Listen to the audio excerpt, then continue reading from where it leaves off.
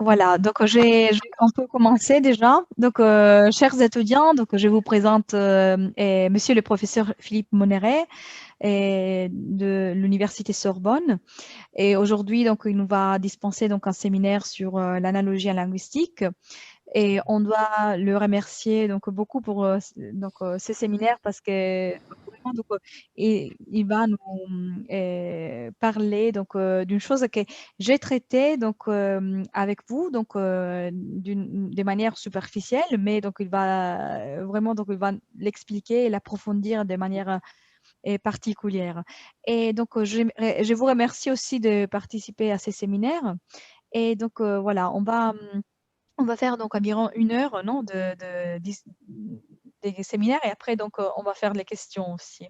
Et est-ce qu'il y a l'enregistrement? Donc c'est possible d'enregistrer la session? Oui, oui, oui. Ok. Ah, et donc c'est très bien. Donc je peux l'enregistrer aussi ou c'est Moi, je l'enregistre. Je pense que tu peux l'enregistrer également, mais je peux l'enregistrer, moi, et te transmettre ensuite le fichier par YouTube, par exemple. ah c'est très bien. Ah c'est très bien. Ok, d'accord. Alors donc bon, je vous laisse la parole et merci encore. Merci. Bien, merci Marie-Angela. Bonjour à toutes et à tous. Nous allons donc commencer. Je vais commencer tout simplement par essayer de justifier pourquoi je m'intéresse à l'analogie en linguistique et pourquoi c'est une question intéressante ou importante. Euh, D'une manière générale, je précise que il est toujours utile en linguistique de se demander euh, quel est l'enjeu de la question sur laquelle on travaille. Euh, est-ce que, Quel est le problème général auquel le sujet qui m'intéresse répond, hein? Pourquoi c'est intéressant? Je précise cela parce que en linguistique, évidemment, il y a aujourd'hui une tendance très descriptive qui consiste donc simplement en utilisant des moyens informatiques notamment à compter des nombres d'occurrences, à vérifier, à faire des statistiques sur des textes, etc. Mais bon, on ne se demande pas toujours pourquoi on fait cela. Et c'est important d'avoir, disons, une perspective théorique. La perspective théorique qui est la mienne, c'est celle justement d'une linguistique assez large, qu'on peut appeler la linguistique théorique, et donc l'analogie est l'un des grands principes, on va voir un grand principe cognitif euh, des phénomènes qui régissent les phénomènes linguistiques. Alors, avant d'expliquer précisément pourquoi c'est intéressant de travailler sur l'analogie, je voudrais définir très rapidement cette notion d'analogie pour savoir un peu de quoi on parle. Et puis ensuite, bien sûr, je vais la définir d'une manière plus précise. Donc, partons de cette formule, deux choses, deux entités, deux structures, X et Y, sont analogues. Dans quel cas, en général, considère-t-on qu'on a une analogie entre deux éléments, X et Y? Eh bien, en général, on considère que deux éléments sont analogues lorsqu'ils ont des propriétés communes. Alors, par exemple, euh, dans cette citation de Madame de Staël, l'idéalisme en philosophie a beaucoup d'analogies avec le mysticisme en religion. L'un place toute la réalité des choses de ce monde dans la pensée et l'autre toute la réalité des choses du ciel dans le sentiment. On a donc bien une similarité entre idéalisme et mysticisme. Cette similarité étant fondée sur l'idée que l'idéalisme et le mysticisme placent la réalité des choses qui leur importent ailleurs, hein, soit les choses du monde, donc soit les choses du ciel, ailleurs que dans le monde auquel ces choses appartiennent. Donc, bon, c'est l'idée qu'il y a une ressemblance, une similarité. À ce premier niveau, si vous voulez, on ne fait pas de différence entre similarité, ressemblance, analogie. Il y a une analogie entre des choses quand elles se ressemblent, quand elles sont similaires. On verra tout à l'heure que c'est important, on peut définir l'analogie en la distinguant de la similarité. Et c'est sans doute d'ailleurs la chose la plus importante de cet exposé, si vous devez retenir quelque chose. Mais j'y reviendrai tout à l'heure. Donc, soit on considère que des choses sont similaires, hein, soit on considère que des relations entre des parties d'une certaine chose sont identiques ou similaires à des relations entre des parties d'une autre chose. Et c'est là qu'on obtient cette formule qu'on appelle parfois la formule de la quatrième proportionnelle. X est à X', ce que Y est à Y', ou A est à B, ce que C est à D. Et par exemple, vous avez cette formule de Harvey, qui est, donc, comme vous le savez sans doute, l'inventeur, enfin le découvreur de la circulation sanguine, un médecin anglais, dont la découverte d'ailleurs était révolutionnaire, hein, tellement importante que pendant très longtemps on ne l'a pas cru. Hein. Bref, il a écrit dans un texte que je vous montrerai peut-être tout à l'heure si on a le temps, la phrase suivante: « Le roi est à l'État ce que le cœur est à la vie humaine ». Vous voyez, vous avez deux réalités, hein, une réalité qui est la nation, avec plusieurs parties, le roi, l'État, et puis une autre chose qui est le corps humain, avec le cœur, la vie, et puis les relations entre le roi et l'État sont du même ordre que les relations entre le cœur et la vie. Donc vous voyez, j'ai des relations entre des éléments d'une première chose, le roi et l'État, qui sont similaires à des relations entre les éléments d'une deuxième chose, le corps humain, donc le cœur et la vie. Donc on a là ces deux grandes caractéristiques, ces deux grandes descriptions de l'analogie, soit une simple similarité, soit une similarité proportionnelle, ou tout au moins une proportion. Donc, ce qu'on peut retenir déjà, c'est que l'analogie désigne une relation entre les choses, hein, une relation ou un processus, on verra. Alors, je dis un petit mot aussi, avant d'aller plus loin, mais alors très très rapidement, parce que ce serait beaucoup trop long et compliqué à l'expliquer, je dis un tout petit mot de la façon dont, en général, on aborde l'analogie en linguistique, ou on a abordé l'analogie en linguistique. L'analogie comme problème linguistique, c'est un problème classique. Alors là, je vous donne quelques petits extraits d'un texte, d'un chapitre, d'un livre qui n'est pas encore paru, mais qui va bientôt paraître, dans lequel j'explique un petit peu l'origine, enfin, je veux dire, les premières compréhensions de cette notion d'analogie. Alors au départ, la notion d'analogie, dans ce grand mouvement de la grammaire historique et comparée, c'est un processus qui est vu négativement. Hein. C'est-à-dire qu'on oppose, si vous voulez, les lois de l'évolution phonétique qui, elles, seraient naturelles, hein, seraient des vraies lois.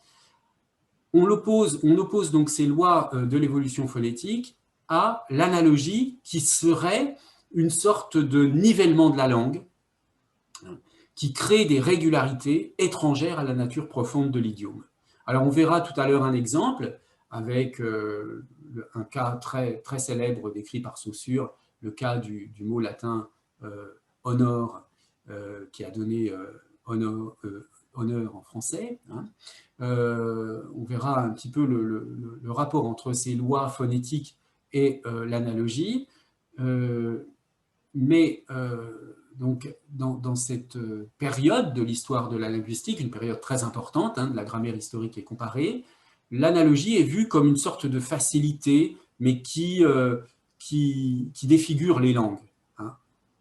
Alors que dans leur génie propre, les langues évolueraient d'une certaine façon en suivant les lois phonétiques.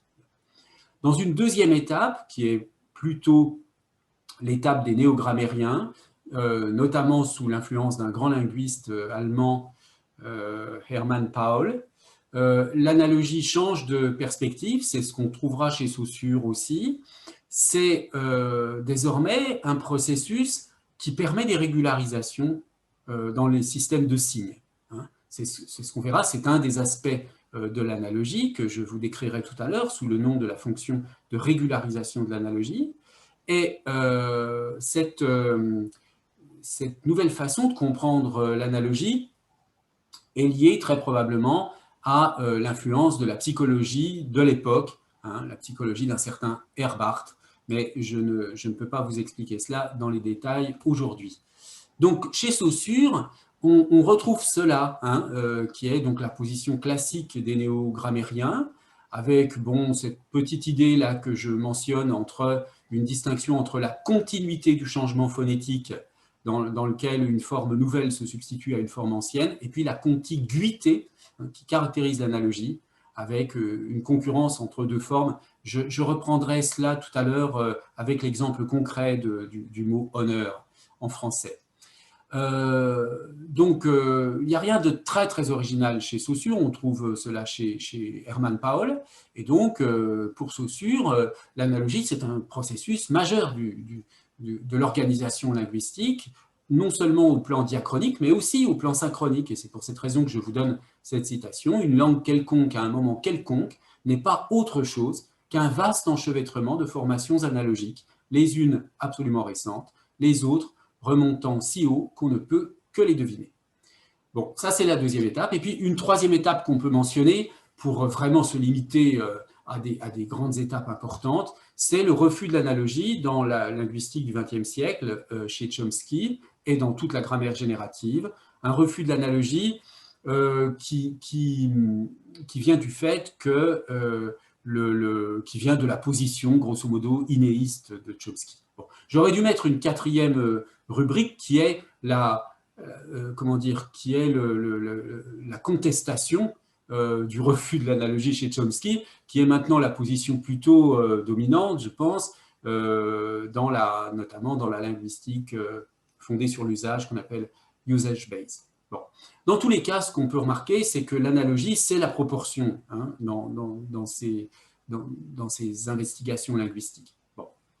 Alors voilà, je vous ai présenté là très rapidement, d'une part, les définitions ordinaires de l'analogie, qu'est-ce qu'on entend habituellement par analogie, hein, une similarité, soit une similarité directe entre deux choses, soit une proportion. Et puis on a vu qu'en linguistique, l'analogie est un phénomène qui intervient par opposition aux lois phonétiques, qui est un phénomène structurant, qui a plus ou moins d'importance, et qui, chez certains auteurs, est contesté, notamment chez Chomsky, mais bon, aujourd'hui, ça n'est plus le cas, et des auteurs comme, enfin, qui ne sont pas des linguistes, mais sous l'influence de certains de la psychologie cognitive, comme chez Tomasello, par exemple, on a un grand retour, si on veut, de l'analogie.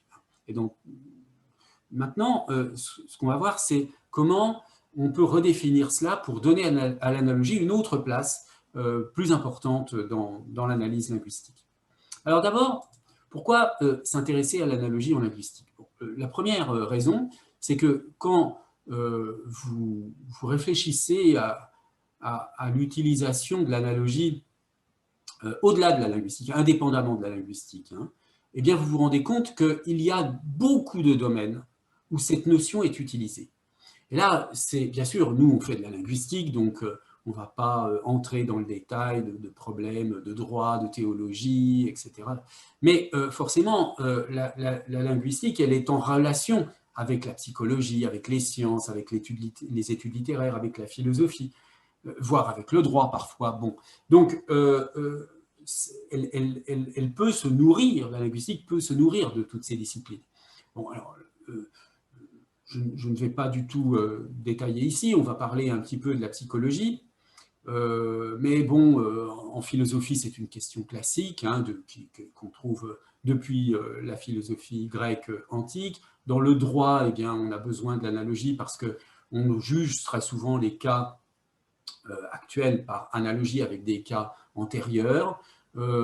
Pour les sciences, voici un exemple tout à fait récent hein, que j'ai trouvé cette année, des chercheurs qui travaillent sur les pratiques scientifiques contemporaines, eh bien, qui s'interrogent sur les puissances de l'analogie. Vous voyez, c'est un projet 2020, tout à fait récent. Donc, tout cela pour vous montrer que, en effet, l'analogie est présente dans toutes sortes de domaines de la vie humaine. Quand j'étais dans ma précédente université en Bourgogne, pendant plusieurs années, j'avais organisé un séminaire qui s'appelait « Usage de l'analogie », où des professeurs de toutes ces disciplines, hein, histoire, littérature, sciences, théologie, si, ça m'est arrivé d'avoir en particulier dans la théologie de l'islam, l'analogie est théorisée, hein, sous le nom de qiyas, enfin, en philosophie aussi. Bref, donc il y a vraiment un intérêt, enfin je veux dire une prise en charge de la notion d'analogie dans toutes sortes de disciplines. Et puis par ailleurs, le deuxième point qu'on peut noter, et ça je vais le développer un tout petit peu, c'est l'idée que l'analogie est un processus cognitif central chez l'homme, un processus cognitif. Bon, alors évidemment, les deux sont liés, parce que si l'analogie est un processus cognitif central chez l'homme, il est naturel que dans la vie humaine, eh bien, on trouve des traces de l'analogie un peu partout, hein. Et donc, notamment, en linguistique, on va trouver des contreparties linguistiques, c'est-à-dire des manifestations linguistiques de l'analogie.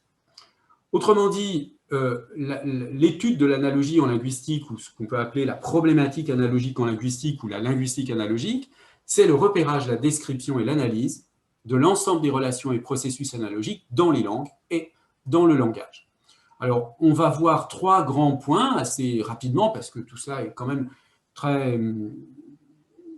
comment dire, on ne peut pas entrer dans les détails, ce serait beaucoup trop long, mais je vais quand même essayer de vous expliquer l'ensemble de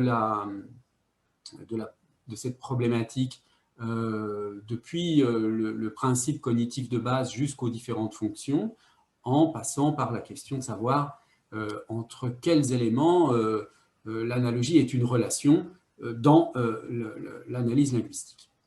Bon, alors, pour documenter le fait que l'analogie est un processus central de la cognition humaine, je cite souvent cet extrait que je n'ai pas traduit ici en français, je vous prie de m'en excuser, mais on peut le parcourir rapidement, hein. C'est un projet qui date d'une dizaine d'années, mais qui a le mérite d'être très clairement formulé ici, hein. La capacité de faire des analogies est au cœur de la cognition humaine, et c'est un mécanisme fondamental qui permet aux humains de s'engager dans des processus mentaux complexes comme la pensée, la catégorisation, l'apprentissage et en général la compréhension du monde et l'action sur le monde fondée sur une expérience antérieure.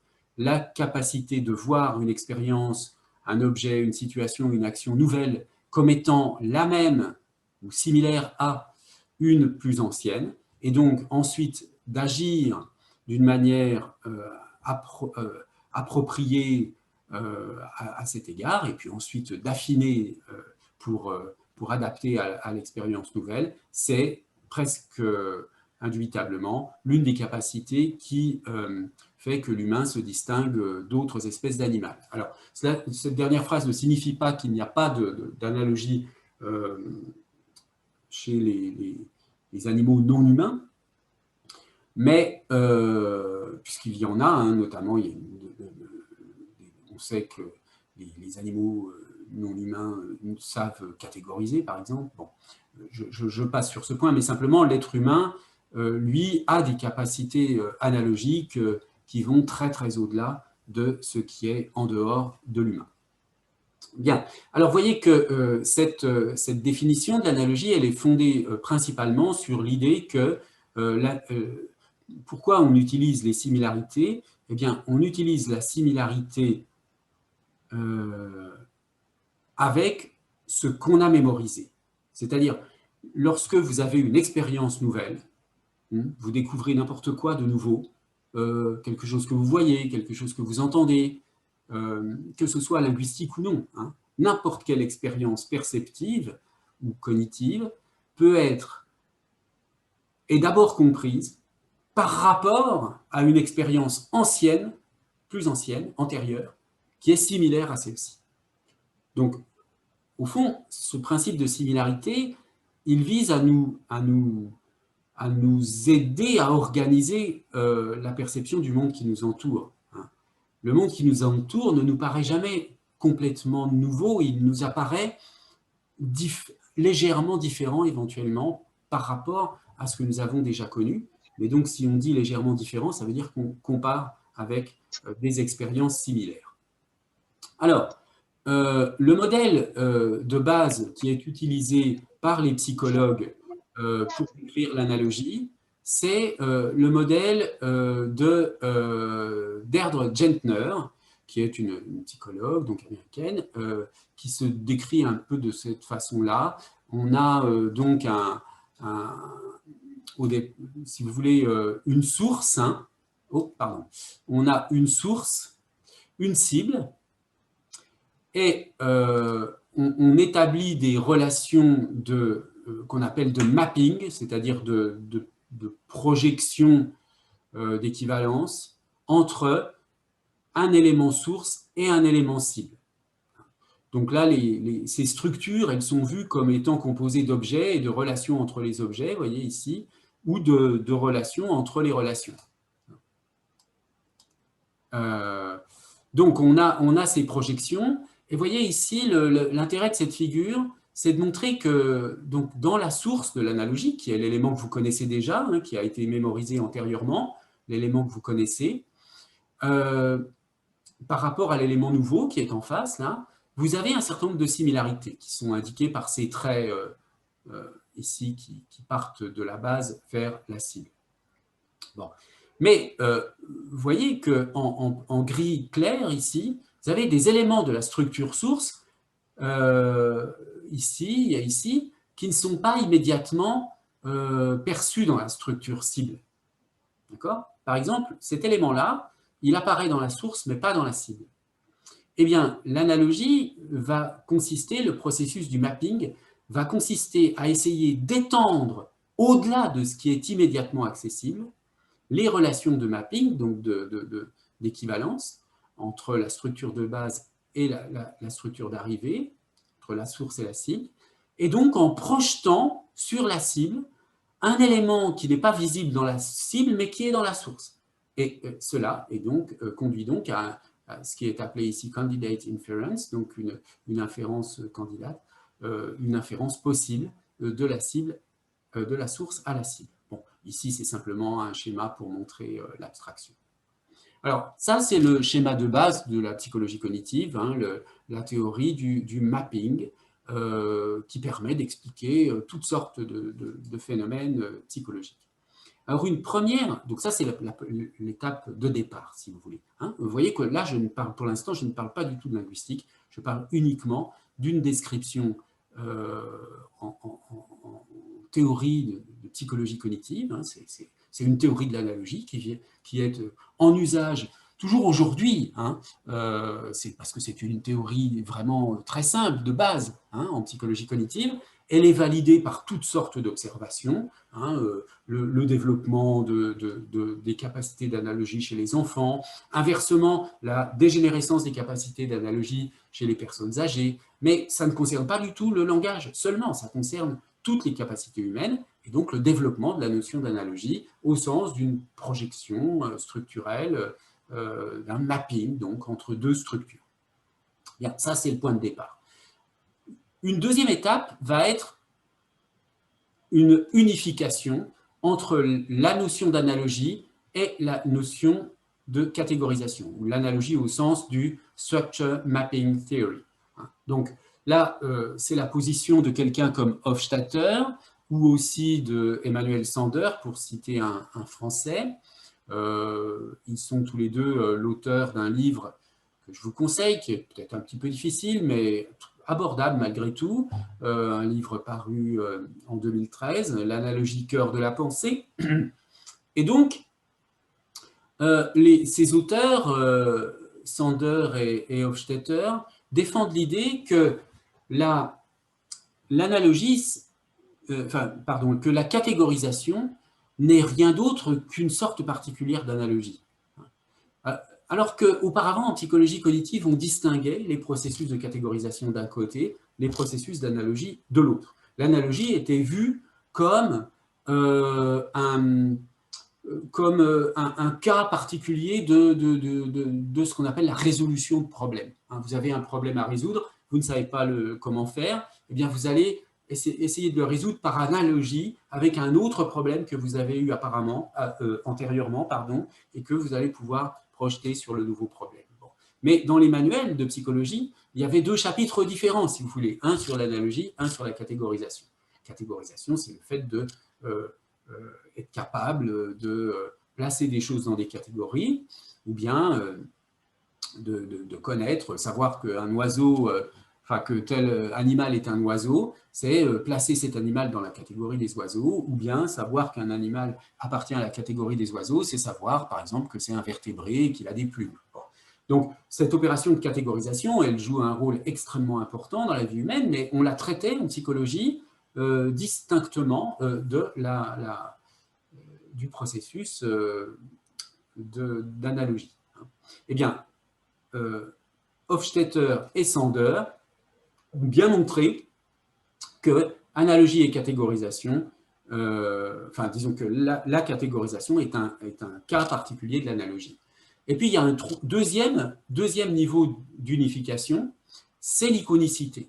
Hein. Alors, qu'est-ce qu'on appelle l'iconicité? Là aussi, il faudrait beaucoup plus de temps pour le décrire, mais je le définis à partir d'une définition très courante qu'on doit à Olga Fischer. L'iconicité comme notion sémiotique désigne une ressemblance ou une analogie naturelle. Donc, vous voyez, on retrouve la notion d'analogie, de similarité, entre la forme d'un signe, le signifiant, que ce soit une lettre ou un son, un mot, une structure de mots, même l'absence de signe, et l'objet ou le concept, le signifié, auquel il se réfère dans le monde, ou plutôt dans notre perception du monde. Donc, à partir de là, de cette définition donc, qui indique que l'analogie est une relation de similarité entre le signifiant et le signifié, pour le dire plus simplement, il y a deux formes de l'iconicité. Une iconicité, donc l'iconicité de manière générale, c'est une analogie hétérogène, j'y reviendrai tout à l'heure, mais cette iconicité, elle est fondée sur une similarité entre la forme du signe et donc l'objet ou le concept auquel réfère le signe. Et donc, il y a deux sortes d'iconicité. Hein. La similitude entre le signe et l'objet peut être due à des caractéristiques communes inhérentes aux deux. Donc, par exemple, dans l'onomatopée, hein, coucou, l'iconicité d'image. En turc, il y a des idéophones hein, qui entrent dans cette catégorie, qui ne sont pas tout à fait comme les onomatopées en français, mais qui sont proches. Et c'est un sujet tout à fait intéressant et lié à ce problème de l'iconicité. J'ai d'ailleurs une de mes doctorantes qui travaille sur les idéophones en turc. Ce premier type d'iconicité, on l'appelle l'iconicité d'image. Hein. On l'illustre par le portrait ou l'onomatopée. Hein. Le portrait, puisque le portrait de quelqu'un, il ressemble à la personne dont on a fait le portrait. Et ça, c'est binaire, c'est le premier type d'analogie. Hein. Et puis ensuite, vous avez une analogie qui va être cette fois-ci proportionnelle, une similarité proportionnelle, quand on a plusieurs signes. Donc là, on retrouve ce que je vous expliquais tout à l'heure dans l'introduction, en vous parlant d'une ressemblance entre des éléments d'une chose par rapport à la ressemblance entre les éléments d'une autre chose. Hein. Donc là, c'est l'iconicité qu'on appelle diagrammatique, qui est illustrée par cet exemple de la phrase de César, Weni, Widi, Wiki, hein, je suis venu, j'ai vu, j'ai vaincu. Pourquoi on a ici un diagramme iconique? Eh bien parce que l'ordre des mots, qui est un ordre purement linguistique, hein, Weni, Widi, Wiki, qui est un ordre de signifiant, le signifiant Weni est avant le signifiant Widi, qui est avant le signifiant Wiki, il reflète l'ordre des actions. Dans le monde, l'action de venir, enfin dans le monde décrit par César, l'action de venir a eu lieu avant l'action de voir, qui elle-même a eu lieu avant l'action de vaincre. Donc ce deuxième type d'iconicité, on l'appelle iconicité diagrammatique, et c'est une analogie, cette fois-ci, proportionnelle. Hein. Donc, dans les linguistiques contemporaines, cette notion d'iconicité, qui est fondée sur l'idée d'une similarité entre forme et contenu, c'est bien une forme d'analogie aussi, hein, avec un aspect binaire et un aspect proportionnel, selon qu'on a une iconicité d'image ou une iconicité diagrammatique. Bien. Alors, on obtient donc au total Je précise quand même rapidement, sans insister sur ces deux points-là, bon, que cette notion d'iconicité, bien sûr, elle se distingue du principe de l'arbitraire. Vous avez sans doute appris dans vos études de linguistique que le signe linguistique est arbitraire. Il n'y a pas de lien entre signifiant et signifié pour Saussure. Bon, le principe de l'iconicité dit le contraire, hein, dit qu'il y a des liens. Mais c'est une vérité n'élimine pas l'autre. Les deux choses sont vraies, hein. Il y a dans les signes à la fois de l'arbitraire et de l'iconicité. Simplement, l'arbitraire, c'est un principe dont on ne peut rien faire, si vous voulez. C'est un principe vrai, c'est vrai qu'il y a de l'arbitraire dans les systèmes de signes. Mais cette notion d'arbitraire, en linguistique, ben, on ne peut rien en faire. On peut juste dire, oui, il y a de l'arbitraire, mais ça ne déclenche pas des recherches. Alors que parler de l'analogie ou de l'iconicité, ça déclenche là des recherches, et là, il y a un principe intéressant dans la description linguistique. Et puis, par ailleurs, cette notion d'iconicité et toutes les recherches sur l'iconicité sont dues à l'origine à Peirce, en particulier à Jacobson, qui a introduit les travaux de Peirce. Bon. Donc, au total, on aboutit au terme de cette deuxième unification à une notion d'analogie qui couvre à la fois ce qui est l'analogie en psychologie cognitive, c'est-à-dire la théorie de Gentner, du Structure Mapping Theory, la notion de catégorisation ou de conceptualisation pour les psychologues, c'est à peu près la même chose, ce qu'on trouve chez Hofstetter et Sander. Et puis ces deux formes d'iconicité, l'iconicité diagrammatique qui est très clairement vue comme notamment par Esa Itkonen, qui est un linguiste important, qui en 2005 a écrit ce livre Analogia, Structure and Process, qui montre bien que l'iconicité diagrammatique, c'est de l'analogie, hein. Et puis ensuite, l'iconicité d'image, là, c'est quand même beaucoup moins observé que le lien entre l'iconicité d'image et l'analogie. Donc c'est pour cette raison que, pour ma part, j'insiste un petit peu sur ce lien, parce que ça, c'est quelque chose qui est un peu plus nouveau, disons. Alors maintenant qu'on a clarifié un petit peu cette notion générale d'analogie, essayons de voir entre quoi et quoi il peut y avoir de l'analogie. Bon. Mais avant d'expliquer ça, il y a un point extrêmement important qui est la différence entre la notion de similarité et la notion d'analogie. Bon. Donc on l'a vu, dans le langage courant, il n'y a pas tellement de différence. Hein, on dit que des choses sont similaires, ressemblantes, analogues. Dans le langage courant, ça signifie la même chose. Mais là, on va utiliser analogie dans un sens plus technique. Alors, qu'est-ce que c'est d'abord que la similarité? La similarité, vous voyez, comme l'indique ce schéma, c'est l'existence, c'est un continuum, hein, c'est quelque chose, c'est un processus continu qui se situe entre deux seuils qui sont l'identité et la différence. Autrement dit, la similarité, c'est tout ce qui n'est ni de l'identité ni de la différence. Donc, il ne peut pas y avoir de similarité au sein de l'identité. Si c'est identique, c'est identique. Bon, bien sûr, ça dépend d'un certain point de vue, mais si on part de l'identité, on ne peut pas, si vous voulez, déduire de la similarité à partir de l'identité. L'inverse, on peut, oui, bien sûr. Mais on ne peut pas déduire la similarité de l'identité. Mais à un moment donné, on n'est plus dans l'identité, donc on a une distinction minimale.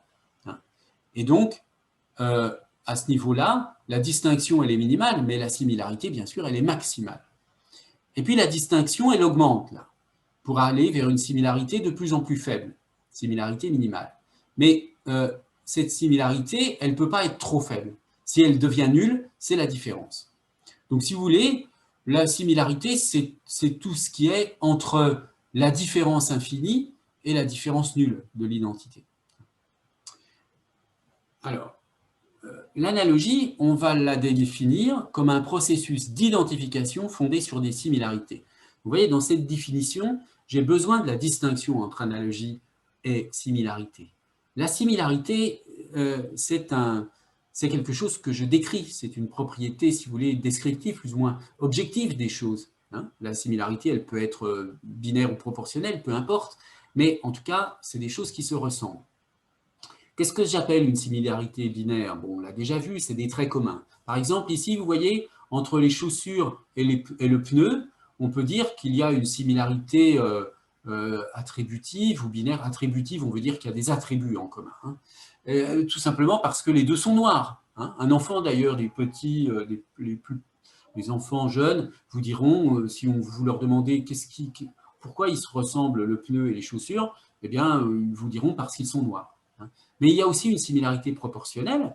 Et donc, ici, la similarité proportionnelle, c'est de dire que les chaussures servent à protéger les pieds, comme les pneus servent à protéger les roues des voitures hein, pour le déplacement. Donc là, c'est évidemment plus abstrait, plus complexe. C'est une autre forme de similarité entre les deux.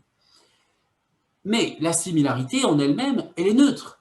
Hein. Quand je constate une similarité, qu'elle soit binaire ou proportionnelle, qu'elle soit grande ou petite, cette similarité, elle peut très bien se conclure en faveur de l'identité comme en faveur de la différence. C'est-à-dire que je peux dire, oui, les choses sont similaires, mais différentes, ou bien je peux dire, elles sont similaires, tellement similaires que je peux les traiter comme si elles étaient identiques. Donc, dans ce cas-là, je vais avoir de l'analogie. Hein. Alors, je donne un exemple, deux exemples. Vous voyez ici, c'est un exemple de quelqu'un qui fait une thèse, et donc, elle travaille sur des services de stockage des données, hein, et en les étudiant à un niveau très technique pour le commun des mortels, elle a réalisé que les services proposés étaient similaires mais très différents. Donc, vous voyez, on peut avoir des choses qui sont similaires mais malgré tout très différentes. Donc dans ce cas-là, ces choses, on les traite différemment, même si elles sont similaires. C'est la neutralité de la similarité. Ce n'est pas parce que c'est similaire que je traite les choses de la même façon. Bon, même chose dans ce deuxième exemple, hein, cette fois-ci avec un exemple de poésie, des vers de poésie qu'on dit similaires mais différents. Donc là, c'est de la similarité, mais il n'y a pas d'analogie. Hein. C'est juste de la ressemblance, de la similarité. Il n'y a pas d'analogie, parce que l'analogie, ça suppose qu'il y a une identification à partir de la similarité. J'ai une similarité, donc quelque part, je suis entre l'identité et la différence, mais je vais aller vers l'identification. J'aurais pu mettre une sorte de flèche ici pour désigner l'analogie, qui est quelque chose qui pousse la similarité, qui tire la similarité vers l'analogie. Donc, pourquoi je parle de la neutralité de la similarité? Parce que ça signifie que la contestation ou la mise en évidence d'une similarité permet de conclure aussi bien en faveur de l'identité qu'en faveur de la différence. Et que, comme je l'ai déjà dit, hein, l'analogie, c'est le processus qui consiste à traiter comme identiques, selon un certain point de vue, dans un certain objectif, deux entités qui sont similaires. Donc dans ce cas-là, les propriétés communes vont être supérieures aux propriétés différentielles, c'est-à-dire aux différences. Hein. Les ressemblances vont être considérées comme plus importantes que les différences. Bon, et à partir de là, si vous voulez, il y a deux grands types d'analogies, les analogies binaires et les analogies proportionnelles. Hein, les analogies binaires vont être fondées sur des similarités binaires, les analogies proportionnelles vont être fondées sur des similarités proportionnelles. Alors, je précise qu'en disant cela, en utilisant la notion d'analogie binaire, je romps un peu une tradition philosophique qui avait tendance à limiter, à définir l'analogie par la proportion. Mais compte tenu du fait que j'utilise cette différence entre analogie et similarité, j'estime qu'on doit distinguer, on doit considérer que l'analogie au sens de la proportion n'est qu'un cas particulier de l'analogie. Bon voilà, on peut ensuite définir l'analogie binaire en disant que, eh bien, on a une analogie binaire quand on a deux choses qui ne sont pas identiques, hein, donc ça veut dire qu'il y a au moins une propriété qui différencie ces deux choses x, y. Hein. Il existe une différence, telle que d de x et on n'a pas d de y, donc il y a une différence entre les éléments. Il y a au moins une propriété commune, et puis, selon un certain point de vue, les propriétés communes sont vues comme plus importantes que les différences. Et puis, l'identité proportionnelle, bon, voilà, c'est des petits tests qu'on utilise parfois en psychologie. Hein. On va dire, par exemple, les chaussettes sont aux pieds, comme les gants sont aux... Bon, voilà, la réponse, c'est bien sûr les mains. Donc là, il y a une analogie proportionnelle. Hein. Et puis, linguistiquement, on va dire, Alors, je précise que Jack Lang, c'était le ministre de la Culture de François Mitterrand, un président de la République en France, et Malraux était le ministre de la Culture de Gaulle, un autre président de la France, hein, bien connu quand même celui-ci. Donc quand on dit Jack Lang fut à Mitterrand ce que Malraux fut à De Gaulle, on veut dire plus que simplement le fait que tous les deux, Jack Lang et Malraux, étaient ministres de la Culture, on veut dire surtout que Jack Lang est un ministre de la Culture aussi grand que l'a été Malraux. Donc on peut dire, d'ailleurs, cette notion d'analogie proportionnelle, elle tire ici vers l'analogie binaire, parce qu'on peut très bien dire que Jack Lang, c'est une espèce de Malraux. Hein, c'est le Malraux des années Mitterrand, donc il y a, vous voyez, le lien avec la notion de catégorisation. Bon, je passe quand même rapidement sur ce point. Donc on arrive à cette définition cognitive de l'analogie. L'analogie est un processus cognitif qui requiert ou qui repose sur une relation de similarité, binaire ou proportionnelle, entre deux entités ou plus, relation établie consciemment ou non par un individu singulier dans un contexte singulier. Donc les analogies, elles sont d'abord chez les individus, puis elles s'installent par la régularité. Alors maintenant, en linguistique, bon, parce que si on sort en dehors de la linguistique, évidemment, le processus analogique, il fonctionne pour n'importe quoi qui arrive à la perception de l'être humain. Hein. Là, on s'intéresse à la linguistique. Alors, on va étudier les relations de similarité entre quoi et quoi. Eh bien, disons, les composants majeurs, si vous voulez, de la relation linguistique, des analogies linguistiques vont être les suivants.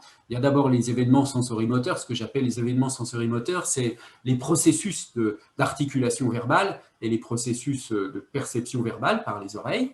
Hein, il y a les signifiants, les signifiés, donc les formes, disons, les formes du signe et puis le contenu du signe, le signe lui-même, les concepts et les réalités externes. Hein, donc ce qu'on appelle parfois le monde extra-linguistique.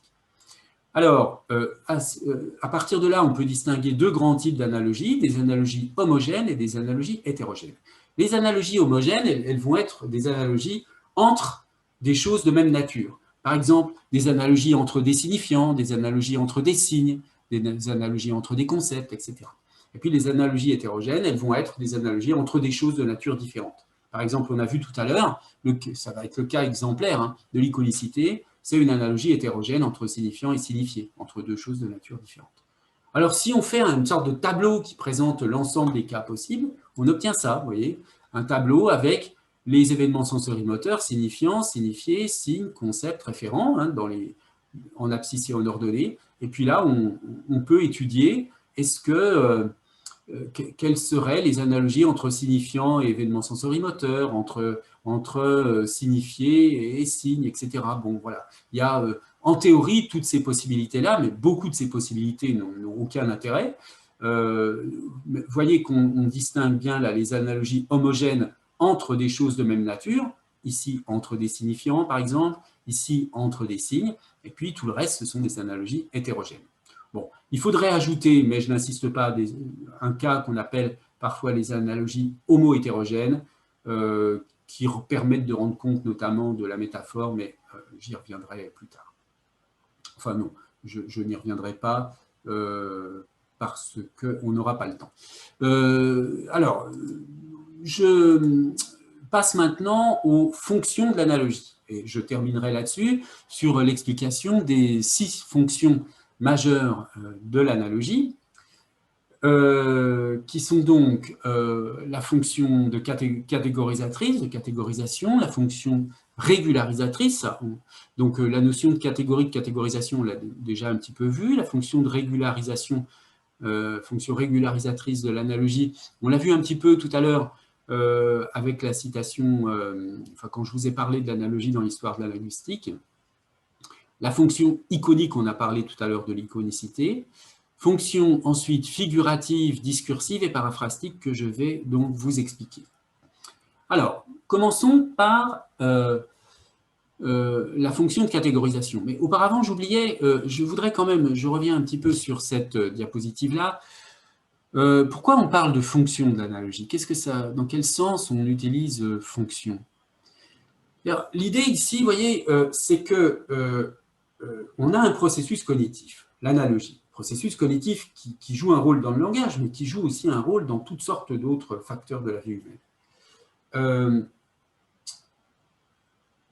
Ce processus cognitif, si je l'examine dans ses effets langagiers, dans ses applications langagières, eh bien, je vais observer qu'il me sert à faire des choses un peu différentes. De la même manière que, je ne sais pas moi, par exemple, l'aptitude à la marche, par exemple, enfin, je veux dire, le fait, ou la bipédie, hein, peut avoir plusieurs fonctions. Le fait de marcher sur ses deux pieds, le développement de la bipédie chez l'être humain peut être utilisé pour faire différentes choses, pour se déplacer. Vous pouvez marcher pour vous déplacer d'un endroit à l'autre, vous pouvez vous servir de la position sur vos deux jambes pour libérer les mains, pour danser, pour faire toutes sortes de choses. Hein. Donc, l'idée que un processus cognitif ait plusieurs fonctions n'est pas une idée, est une idée tout à fait banale, hein, il me semble. Bon, il faudrait peut-être préciser un peu cette notion de fonction, mais je la définis, enfin là je ne la définis pas vraiment, mais l'idée que j'en ai, c'est une idée, disons, très très simple et élémentaire, c'est je me sers de l'analogie pour faire quoi? Je me sers de l'analogie pour faire quoi? Bon. Ben, le premier cas, c'est je me sers de l'analogie pour catégoriser. Bien. Alors ici, dire qu'il y a une analogie entre deux éléments X et Y, ça revient à dire que X et Y appartiennent à une même catégorie C. Voyez le rapport avec la notion, l'idée qu'on passe de la similarité à l'identification. Hein, que l'analogie est un processus d'identification à partir de similarités. Quand je dis que des choses sont dans la même catégorie, pourquoi je dis ça? À quoi ça me sert? Ça me sert à les traiter de la même façon. Donc, je sais bien qu'elles sont différentes, parce qu'elles sont similaires. Mais l'analogie qui consiste à mettre des choses dans une seule et même catégorie, eh bien, elle me sert à les traiter de la même façon. Inversement, si on me dit d'une chose que je ne connais pas qu'elle est dans telle catégorie de choses, je pourrais en déduire un certain nombre de choses au sujet de cet élément. Bon, alors en linguistique, les catégories, il y en a toutes sortes de types. Hein. C'est extrêmement vaste cette notion de catégorisation. Je ne vise pas du tout ici seulement la catégorisation perceptive. Il y a des catégories de sens, hein, c'est-à-dire les concepts, les signifiés, qu'ils soient grammaticaux ou lexicaux. Alors, je notais au passage que une partie de l'apprentissage de la grammaire, une partie de la linguistique, revient à décrire hein, des catégories de sens, en particulier pour les signifiés grammaticaux. Donc ça, ce sont des analogies homogènes qui sont de haut niveau, hein, par opposition donc aux catégories de forme, les phonèmes qui sont plutôt de bas niveau, puisqu'ils touchent plutôt le niveau perceptif. Mais dans les deux cas, on a des analogies homogènes. Hein, et puis, les catégories qui regroupent forme et sens, donc par exemple les signes, les unités lexicales, les phrases, les textes, on peut étudier l'analogie à tous les niveaux, hein, non seulement entre les signes, mais même entre des textes. C'est ce qu'on fait lorsque on va dire, par exemple, que je ne sais pas moi, Maupassant ou Flaubert appartiennent à un courant réaliste, hein, naturaliste. Donc, on utilise des catégories, enfin, je veux dire, là j'ai pris un exemple pour les écoles littéraires, mais il y a aussi les catégories textuelles, tout simplement, ou les catégories comme dire un texte descriptif, un texte narratif. On passe son temps, je veux dire, quand on fait de la linguistique, à décrire des catégories, hein, à tous les niveaux. Bon, ben, cette fonction de catégorisation, elle est évidemment essentielle. Alors ensuite, on a la fonction de régularisation. Alors la fonction de régularisation, elle sert à dire, à chaque fois, je me dis, mais à quoi me sert cette identification que j'ai faite à partir de la similarité? Eh bien, ça me sert à faire en sorte que que deux éléments appartiennent à un même paradigme. Donc là aussi, j'ai une analogie homogène. Donc, en synchronie, c'est ce qu'on appelle chez Saussure la motivation relative. Par exemple, vous avez une similarité cerisier, cerise, pommier, pomme. Ça, c'est de la similarité qui est enregistrée, de la similarité proportionnelle, qui est enregistrée dans votre mémoire. Quand vous apprenez le français, vous apprenez à fabriquer, en gros, les noms d'arbres fruitiers à partir des noms des fruits. Si vous apprenez, au début, on va vous apprendre pomme, pommier, cerise, cerisier, et après, vous pourrez deviner par vous-même poire, poirier, je ne sais pas moi, pêche, pêcher. Bon, enfin, c'est un peu différent parce qu'il n'y a pas yé, mais etc., etc. Même, je donne souvent cet exemple parce qu'il est inhabituel. Si on vous demande quel est l'arbre sur lequel poussent les fèves de cacao, vous allez dire c'est un cacaoyer. Et puis c'est ça, c'est un cacaoyer. Et inversement, si vous n'avez jamais entendu le mot cacaoyer, vous pouvez deviner que c'est l'arbre sur lequel poussent les fèves de cacao. Alors,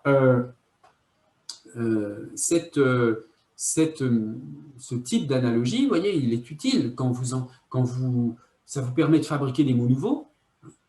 Vous pouvez inventer un nom de fruit, vous pouvez inventer un fruit, et puis vous saurez fabriquer le nom de l'arbre de ce fruit imaginaire. Je ne sais pas moi, si vous inventez dans un roman qu'il y a des fruits délicieux qui s'appellent des boubas, bon, vous direz que l'arbre sur lequel poussent les boubas, ce sont des boubaillers. Et ce sera, même si le mot n'existe pas au départ, ce sera régulier. C'est à cela que sert l'analogie de régularisation.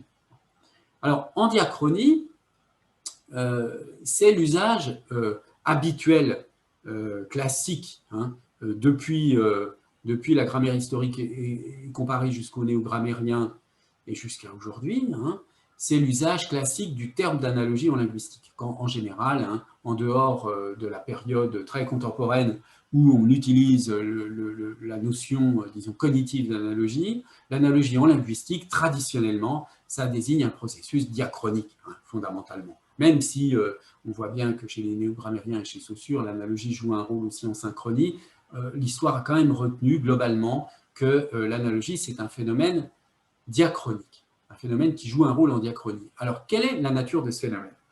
Alors, il faut le distinguer du phénomène de l'évolution phonétique, des lois phonétiques. Vous vous souvenez, tout à l'heure, je disais, chez les néo-grammairiens, l'analogie, c'est une espèce de dégénérescence de la langue, des régularisations qui ne respectent pas l'esprit de la langue, alors que les lois phonétiques, elles sont vraiment la langue elle-même.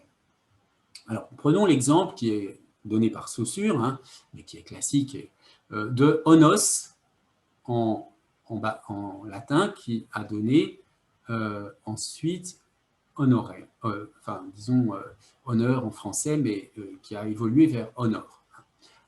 Comment onos évolue vers honor? D'accord? C'est ça la question.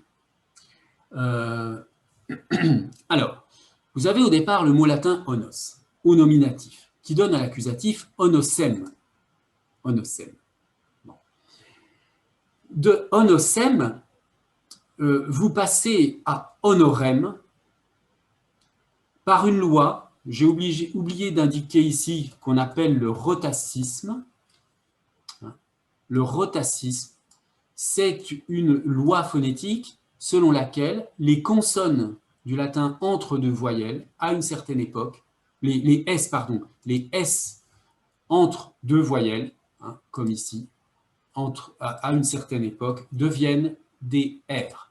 Donc, tous les mots, tous les S intervocaliques deviennent des R. Onosem devient honorem. Et ça, c'est une loi phonétique.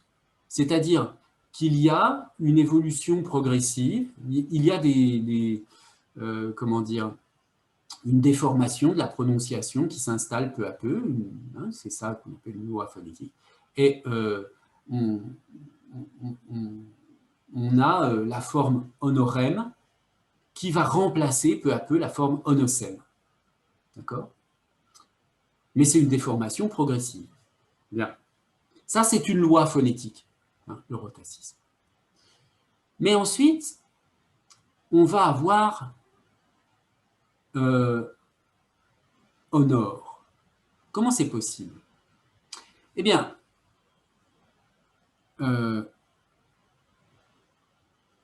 lorsque vous avez eu ce phénomène de rotacisme, vous vous retrouvez avec un couple nominatif-accusatif qui n'est pas régulier, hein, puisque vous avez onos, honorem, alors que normalement, pour former un accusatif, on ajoute juste M, donc comme orator, oratorem. Donc orator, oratorem, c'est régulier, c'est normal. Onos, onosem, c'est régulier, ça marchait bien, hein, si on veut dire comme ça. Mais une fois que onosem a évolué en honorem, je me retrouve avec onos, honorem, et c'est un peu bizarre. Les latins, ils entendent ça, ça les gêne, parce que c'est irrégulier, onos, honorem.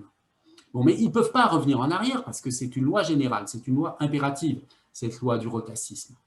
Donc, ils ne peuvent pas revenir, on va dire, au nocem. Non, ça, c'est inimaginable. C'est une sorte de loi corporelle, hein, l'évolution phonétique. Donc, on aboutit à ce couple bancal, à ce couple irrégulier, onos, honorem. La seule solution pour remettre de la régularité, c'est de remplacer onos par honor.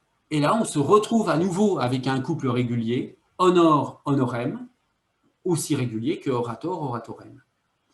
Mais comment les choses se sont-elles passées? Eh bien, à un moment donné, des gens, des latins, ont commencé par dire honor au lieu de honos. Et pour certains, ils faisaient une faute. Hein, pour les latins qui avaient un petit peu le souvenir de honos, qui avaient donc une culture, hein, une culture linguistique, ils savaient qu'on ne dit pas que honneur ou nominatif ne se dit pas honor, mais honos.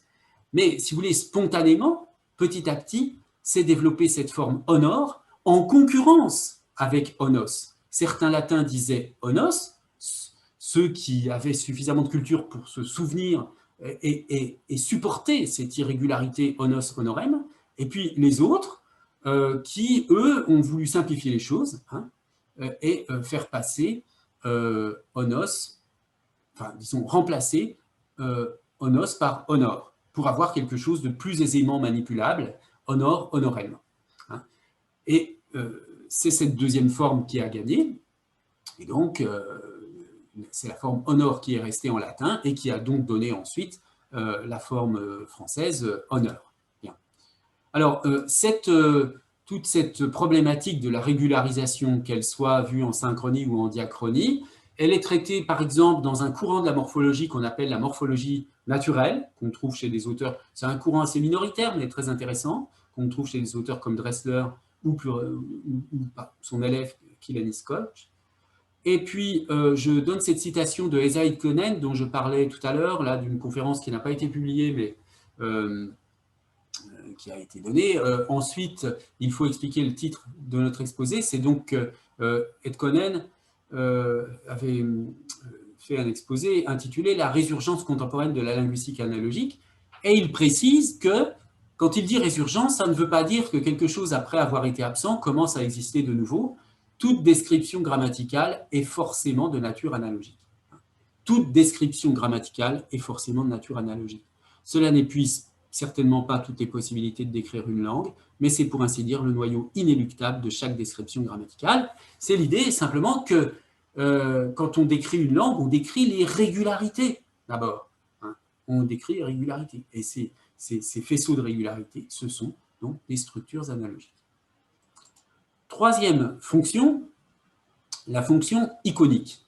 Alors la fonction iconique, là, cette fois-ci, c'est une analogie hétérogène, hein, puisqu'elle est entre deux choses de nature différente, entre une forme, un contenu, un signifiant, un signifié. Hein, c'est ce qu'on appelle donc l'iconicité d'image. À quoi elle sert, cette fonction iconique? Eh bien, elle a une efficience sémiotique, c'est-à-dire que, et là je reprends une citation de Gibbon, toute chose égale par ailleurs, une expérience codée est d'autant plus facile à stocker, à récupérer et à communiquer que le code est isomorphe ou similaire à l'expérience. C'est-à-dire que si le signifiant ressemble au signifié, vous comprenez plus facilement le signe. On le voit bien, par exemple, dans le cas, en dehors, si vous voulez, de la dimension strictement linguistique, dans le cas des pictogrammes. Hein, les pictogrammes, vous savez, c'est petits dessins. Par exemple, je donne très souvent cet exemple parce que tout le monde le comprend, les pictogrammes hommes et femmes qu'on trouve sur les portes des toilettes, hein, toilette homme, toilette femme. Bon. Si on imagine qu'au lieu de mettre ces pictogrammes, on écrivait homme-femme. Bon. Dans la langue du pays considéré. Vous voyez, imaginez dans les aéroports, dans un aéroport au Japon, on écrit en japonais homme et femme. Dans un aéroport français, on écrit homme-femme en français. Dans un aéroport turc, on écrit homme-femme en turc. Bon, mais seules les personnes de la langue considérée vont comprendre. Hein. Les autres ont une chance sur deux de se tromper. Donc, le petit symbole homme ou femme qui indique souvent avec un triangle pour la femme qui évoque une robe, bon, eh bien, il a une ressemblance il y a une ressemblance entre le signifiant et le signifié dans le cas du pictogramme. Eh bien, on voit bien que c'est beaucoup plus facile à comprendre. Hein. On le comprend immédiatement. À la différence d'un mot qui là, souvent présente plus de difficultés de compréhension. Cependant, il existe tout de même des ressemblances signifiants et signifiés dans les langues. Et il y a deux types de preuves. Hein. D'une part, des expérimentations de type psycholinguistique, où on observe, comme le dit un de mes collègues, Luca Nobile, que connaît bien aussi Mariangela, on étudie la tendance des locuteurs à attribuer des valeurs sémantiques très générales au son du langage. Bon, par exemple, on va opposer des phonèmes graves et des phonèmes aigus, et puis on va dire que les phonèmes graves renvoient plutôt à ce qui est grand, les phonèmes aigus à ce qui est petit. Les phonèmes graves vont renvoyer à ce qui est courbe, les phonèmes aigus vont renvoyer à des objets pointus. Les phonèmes graves vont renvoyer à des choses sombres ou des situations, des événements sombres, et les phonèmes aigus à quelque chose qui est lumineux. Alors il y a une expérience très célèbre qui est l'expérience faite avec des mots inventés, hein, des non-mots, Maluma Takete ou bien Bouba Kiki, hein, c'est un peu la même chose. Donc je le fais avec Maluma Takete. On vous donne deux mots, Maluma et Takete, qui n'existent pas, hein, en principe, et on vous donne deux formes. Une forme comme ça, avec angulaire, et puis une forme arrondie. Et on vous dit, bien, voyez, vous avez ces deux mots, Maluma Takete, et ces deux formes. Si vous deviez donner un nom, choisir Maluma pour une des deux formes et Takete pour l'autre, vous choisiriez quoi? Est-ce que vous choisiriez pour cette forme-là Maluma ou Takete? Est-ce que pour cette forme-là, vous choisiriez Maluma ou Takete? Eh bien, l'expérience a été reproduite des centaines de fois et on observe que, quelle que soit la langue, j'espère que vous avez eu la même intuition, tout le monde dit que ça, on l'appellerait Takete et ça, on l'appellerait Maluma. La forme pointue renvoie, on comprend bien pourquoi, hein, les occlusives sourdes te, que, te, dans Takete, renvoient à quelque chose de pointu parce que le son est haché. Hein. Alors que Maluma, on a évidemment des sons beaucoup plus ronds, si on veut. Hein. Bon. Alors ça, c'est un premier type d'expérience qui montre que dans les sons eux-mêmes, dans les sons du langage, il y a des idées, des notions de forme. Là c'est un exemple avec des formes visuelles, mais des expériences ont été faites avec des goûts, des parfums, est-ce que c'est dur ou mou, etc. Et puis, il y a aussi un autre type de preuve qui est la description du symbolisme phonétique dans les langues. Alors, soit l'étude des onomatopées ou des idéophones, comme je vous le disais tout à l'heure, l'étude également de ce qu'on appelle les phonestèmes et submorphèmes, c'est-à-dire des éléments qui ne sont pas vraiment des morphèmes, parce qu'ils sont plus petits que le morphème, mais qui quand même comportent de la signification. Les structures sémantiques, phonosémantiques de la morphologie, et puis des travaux qui montrent un petit peu sur des grands corpus qu'il y a, une organisation globalement iconique du lexique. Puis il y a des recherches en psychologie cognitive sur les correspondances transmodales qui dépassent le cadre de la linguistique proprement dite, mais je passe sur ce point. Je vous donne juste un ou deux exemples là, de ces études récentes. Par exemple, dans ce travail de Monaghan, qui date de 2014, une étude avait été faite donc, à partir de l'anglais et d'une mesure de la distance phonologique, disons, entre des mots. On a utilisé des verbes, on a regardé quelles étaient leurs distances phonologiques. Est-ce que les sons sont proches ou lointains? Et puis on a regardé, est-ce que les sens, parce qu'il y a une distance sémantique aussi, est-ce que les sens sont proches ou lointains? Et puis, donc, on a fait des calculs pour vérifier la corrélation entre les deux. Et ces auteurs prétendent avoir montré que si les sons sont proches, les significations sont proches, et si les sons sont éloignés, les significations sont éloignées. Donc, il y a une corrélation entre la proximité phonologique et la proximité sémantique. Je passe maintenant à la quatrième fonction de l'iconicité, qui est la fonction que j'appelle figurative. Alors là, c'est l'idée d'image, le fait de voir une image. Vous savez que dans les langues, très souvent, des mots qui sont des réalités auditives produisent des impressions d'image. On a l'impression de voir une image. D'ailleurs, certains auteurs définissent l'image au sens langagier, stylistique, rhétorique, c'est l'expression linguistique d'une analogie. Bon. Alors, je passe sur ces points-là parce que je vois que le temps passe un peu trop vite, mais je vous dis un petit mot de la notion d'imageabilité. L'imageabilité, c'est le fait qu'un mot renvoie plus ou moins à une image mentale. Par exemple, un mot comme pomme, c'est facile de se faire une image mentale de ce qu'est une pomme. Alors que si vous prenez un mot comme liberté, c'est beaucoup plus difficile d'avoir une image mentale, à moins que vous pensiez à la statue de la liberté, mais prenons patience. Bon, la patience, comme c'est un mot abstrait, c'est difficile d'avoir une image mentale. Donc la notion d'imageabilité, c'est cela. On ne l'utilise pas beaucoup en linguistique, mais en psychologie, c'est quand même assez utilisé. Alors, vous voyez, on la mesure, ça c'est un exemple d'un tableau de normes, où vous avez des normes différentes de concrétude.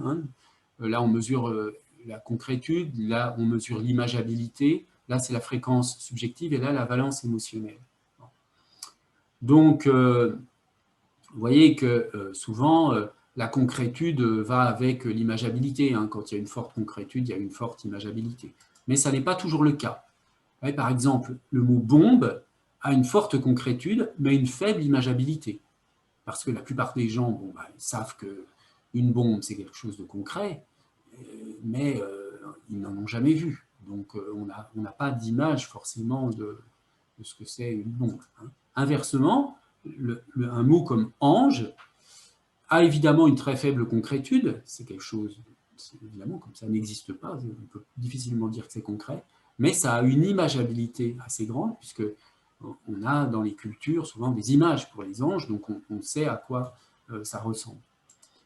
Et puis, dans certains cas, les deux sont faibles. On a à la fois une faible concrétude et une faible imageabilité, pour anatomie, par exemple.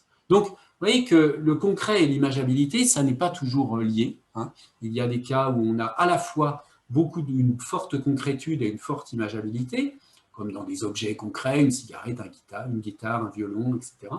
Parfois, on a une forte imageabilité, mais une faible concrétude, pour des êtres imaginaires, comme anges, diables, dragons, fées. Parfois, on a une forte concrétude, mais une faible imageabilité, pour les choses, pour les mots dont les références sont peu connues, peu pratiquées. Et puis parfois, on a à la fois une faible imageabilité et une faible concrétude, comme on l'a vu tout à l'heure avec anatomie. Bien. Alors, cette notion d'imageabilité, elle joue un rôle, par exemple, dans les métaphores. Les métaphores, comme disait Aristote, bien faire une métaphore, c'est voir le semblable, comprendre une métaphore, c'est voir quelque chose, c'est pas forcément interpréter, c'est voir l'image véhiculée par la métaphore. Et voir une image, ça suppose que la métaphore, elle augmente, c'est ce qui se passe en général, elle augmente l'imageabilité. Hein. Alors ensuite, on a la fonction discursive. Donc là, c'est la notion assez connue aussi d'argument par analogie. Hein.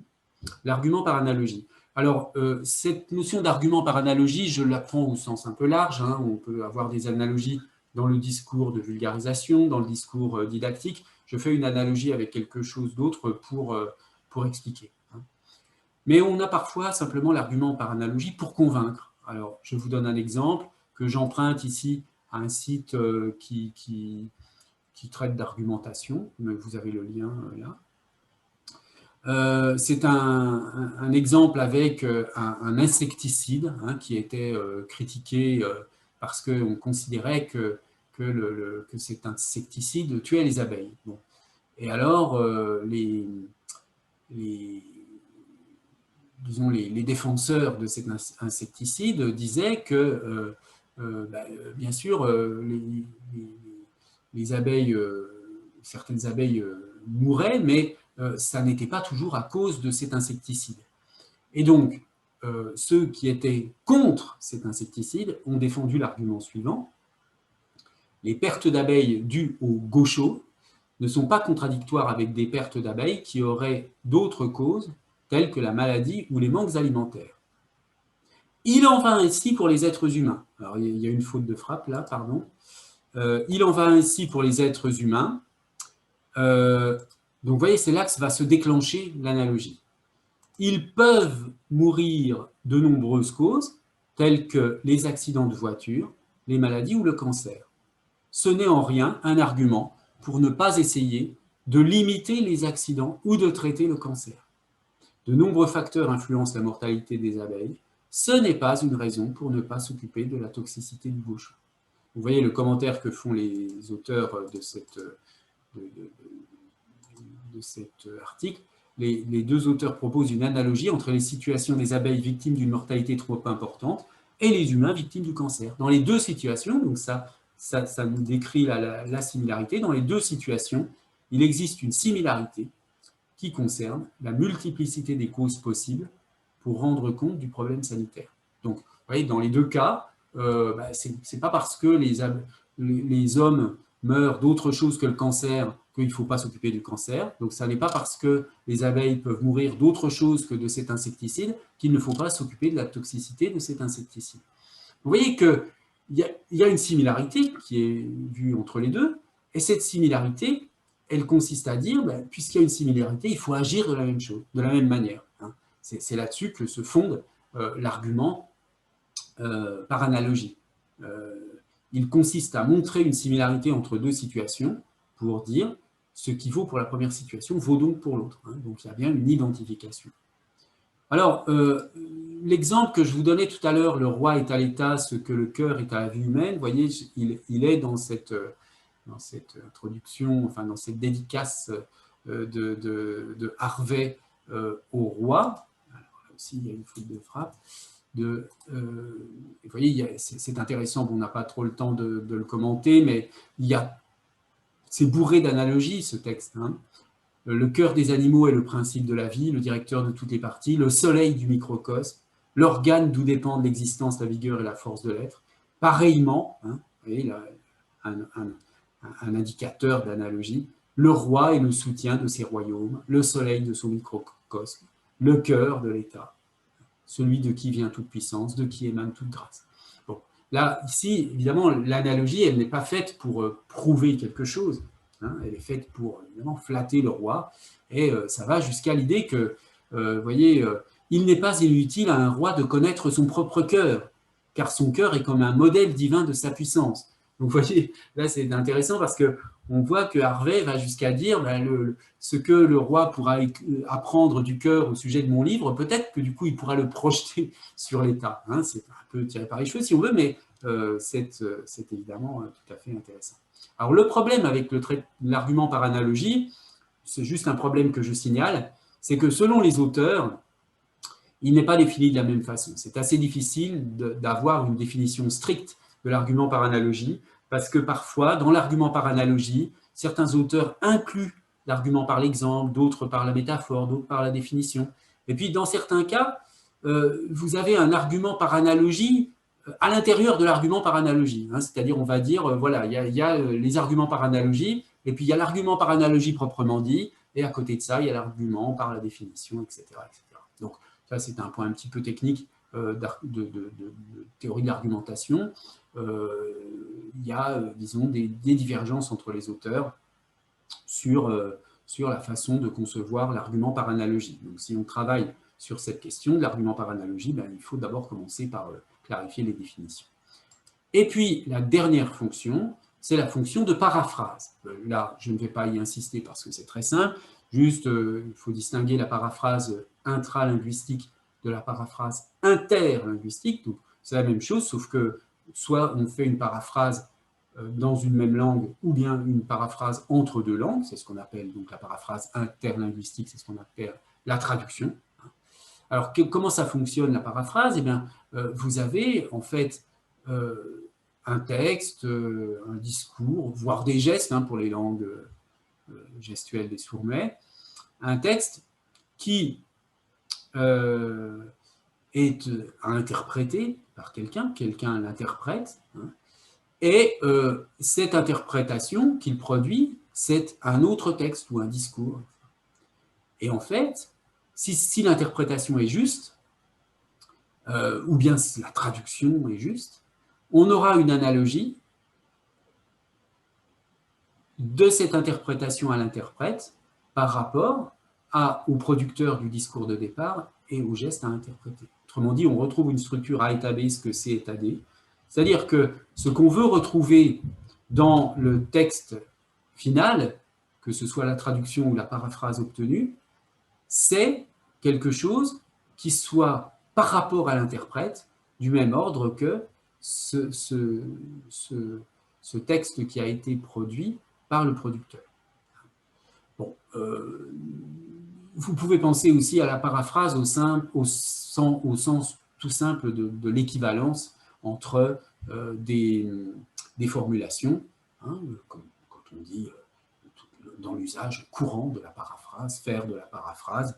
Quand on vous reproche, par exemple, dans un exercice de faire la paraphrase, c'est que vous dites la même chose par d'autres moyens. Bon, et ça, c'est une propriété très utile et très, très courante du langage humain. C'est d'ailleurs dans la pédagogie, c'est ce qu'on fait très souvent. Lorsqu'on est professeur, on paraphrase des textes, on dit autrement, d'une manière plus simple, plus facile à comprendre, des choses qui sont dites d'une manière plus dense ou plus complexe par d'autres auteurs.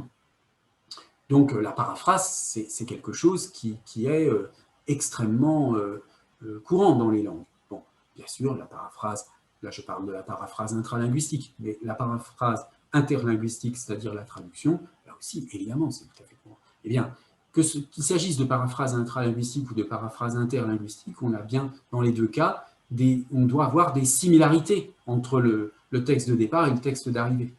Et puisqu'il y a similarité, il y a bien sûr des analogies.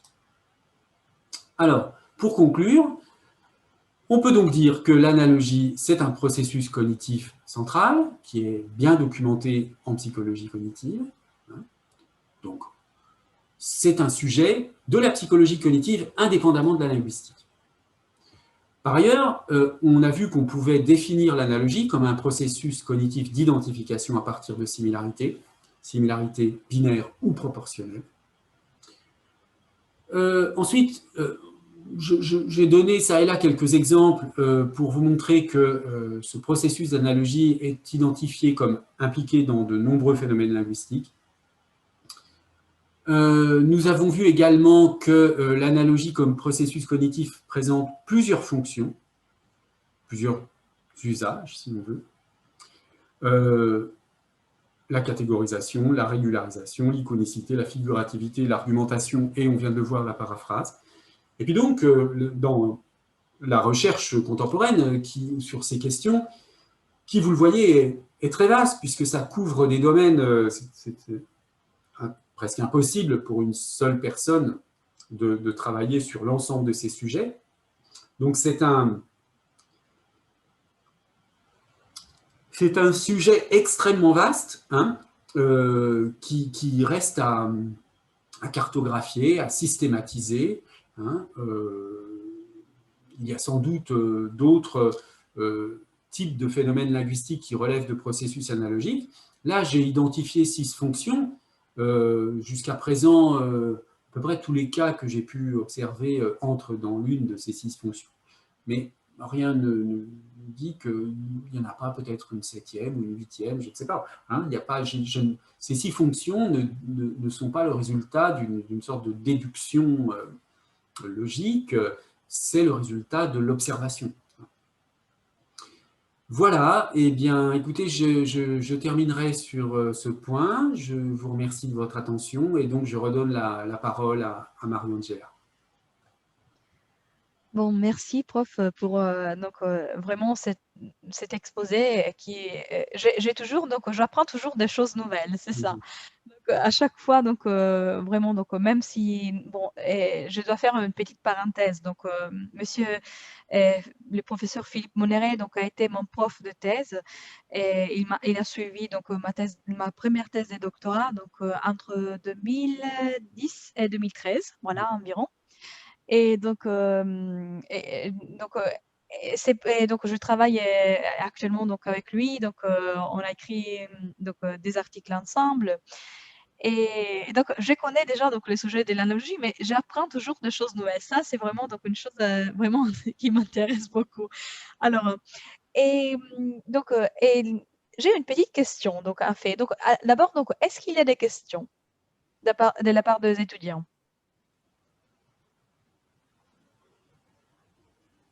Oui, madame, j'ai des questions en fait, Oula. mais je Allez. peux te poser après vous.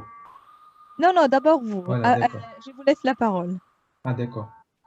C'est mieux à la face. Bonjour, monsieur. Bonjour. Je suis Burhan. Je suis étudiant en 2e année. Voilà, merci pour votre présentation et désolé pour mon pauvre français. Et en fait, j'ai des questions. Vous avez déjà signifié que les X et Y sont des propriétés communes. Ça veut dire similarité, non? Oui. Alors, c'est le point de départ. Oui. Si je fais une phrase comme ça, la neige a enterré une obscurité blanche. Donc, Pardon, similarité, ça, j'ai pas entendu la phrase. La neige a enterré, oui.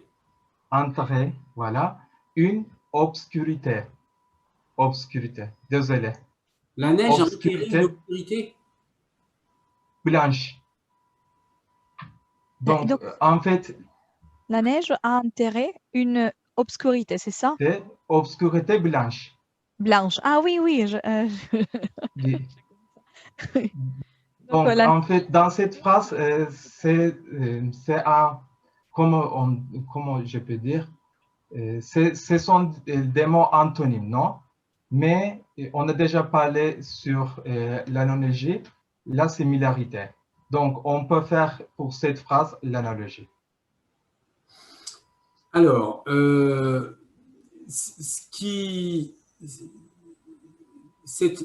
là où il y a une antonymie, une opposition de sens, c'est pour l'obscurité blanche surtout, hein, la neige comme obscurité blanche.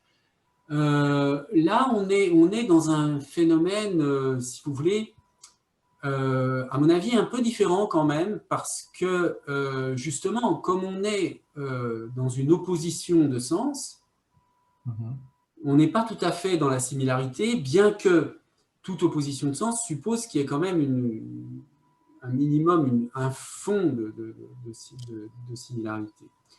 Donc, dans un cas comme celui-ci, je dirais plutôt que s'il y a de l'analogie, elle est du côté de la métaphore. Une obscurité blanche, si vous voulez, on a quand même là cette idée que pour qualifier l'obscurité, qui est, on a une qualification qui est inhabituelle, hein, et qui produit un effet d'image un peu spécial, qui a un fort effet de concrétude. Vous voyez, par opposition, par exemple, à si on disait une obscurité inquiétante. Une obscurité inquiétante, il n'y aurait pas du tout de métaphore, parce que inquiétant reste abstrait. Hein. Mais une obscurité blanche, alors, on ne pourrait pas dire une obscurité sombre ou noire, parce que ce serait redondant et il n'y aurait pas non plus de métaphore, mais là, une obscurité blanche, on est au bord, je ne sais pas si on pourrait défendre l'idée qu'on est presque dans de la métaphore. Parce que vous avez dit que, désolé, vous avez dit que similarité, ça signifie pour moi, c'est la proximité, les sons pareils. Oui, c'est ça?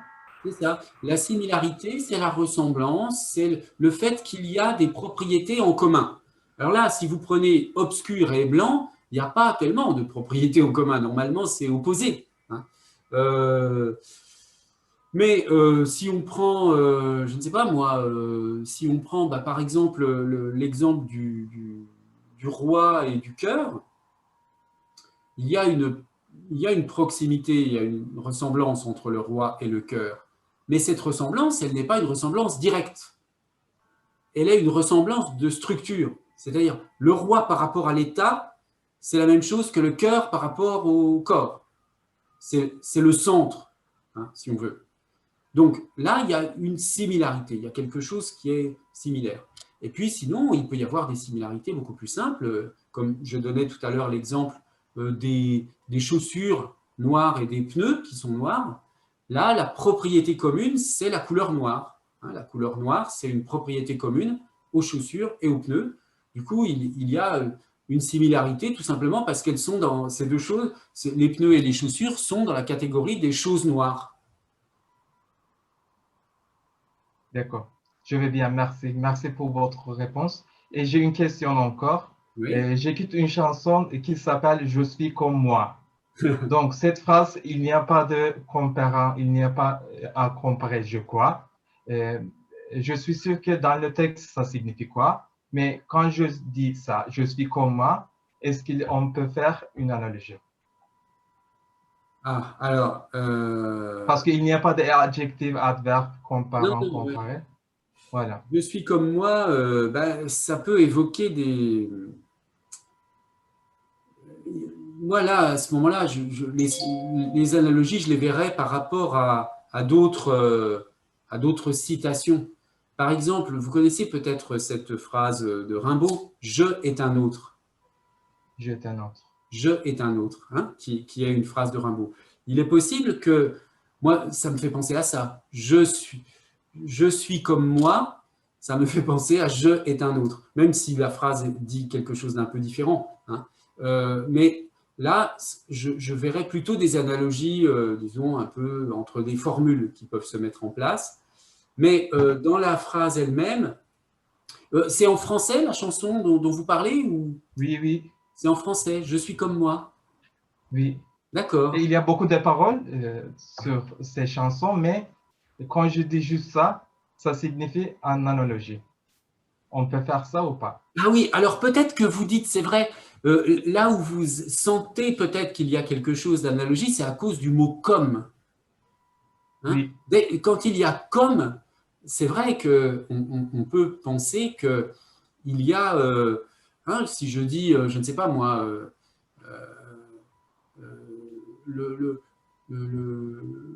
le roi est comme le cœur de l'homme, bon, ben, j'utilise comme pour introduire une analogie.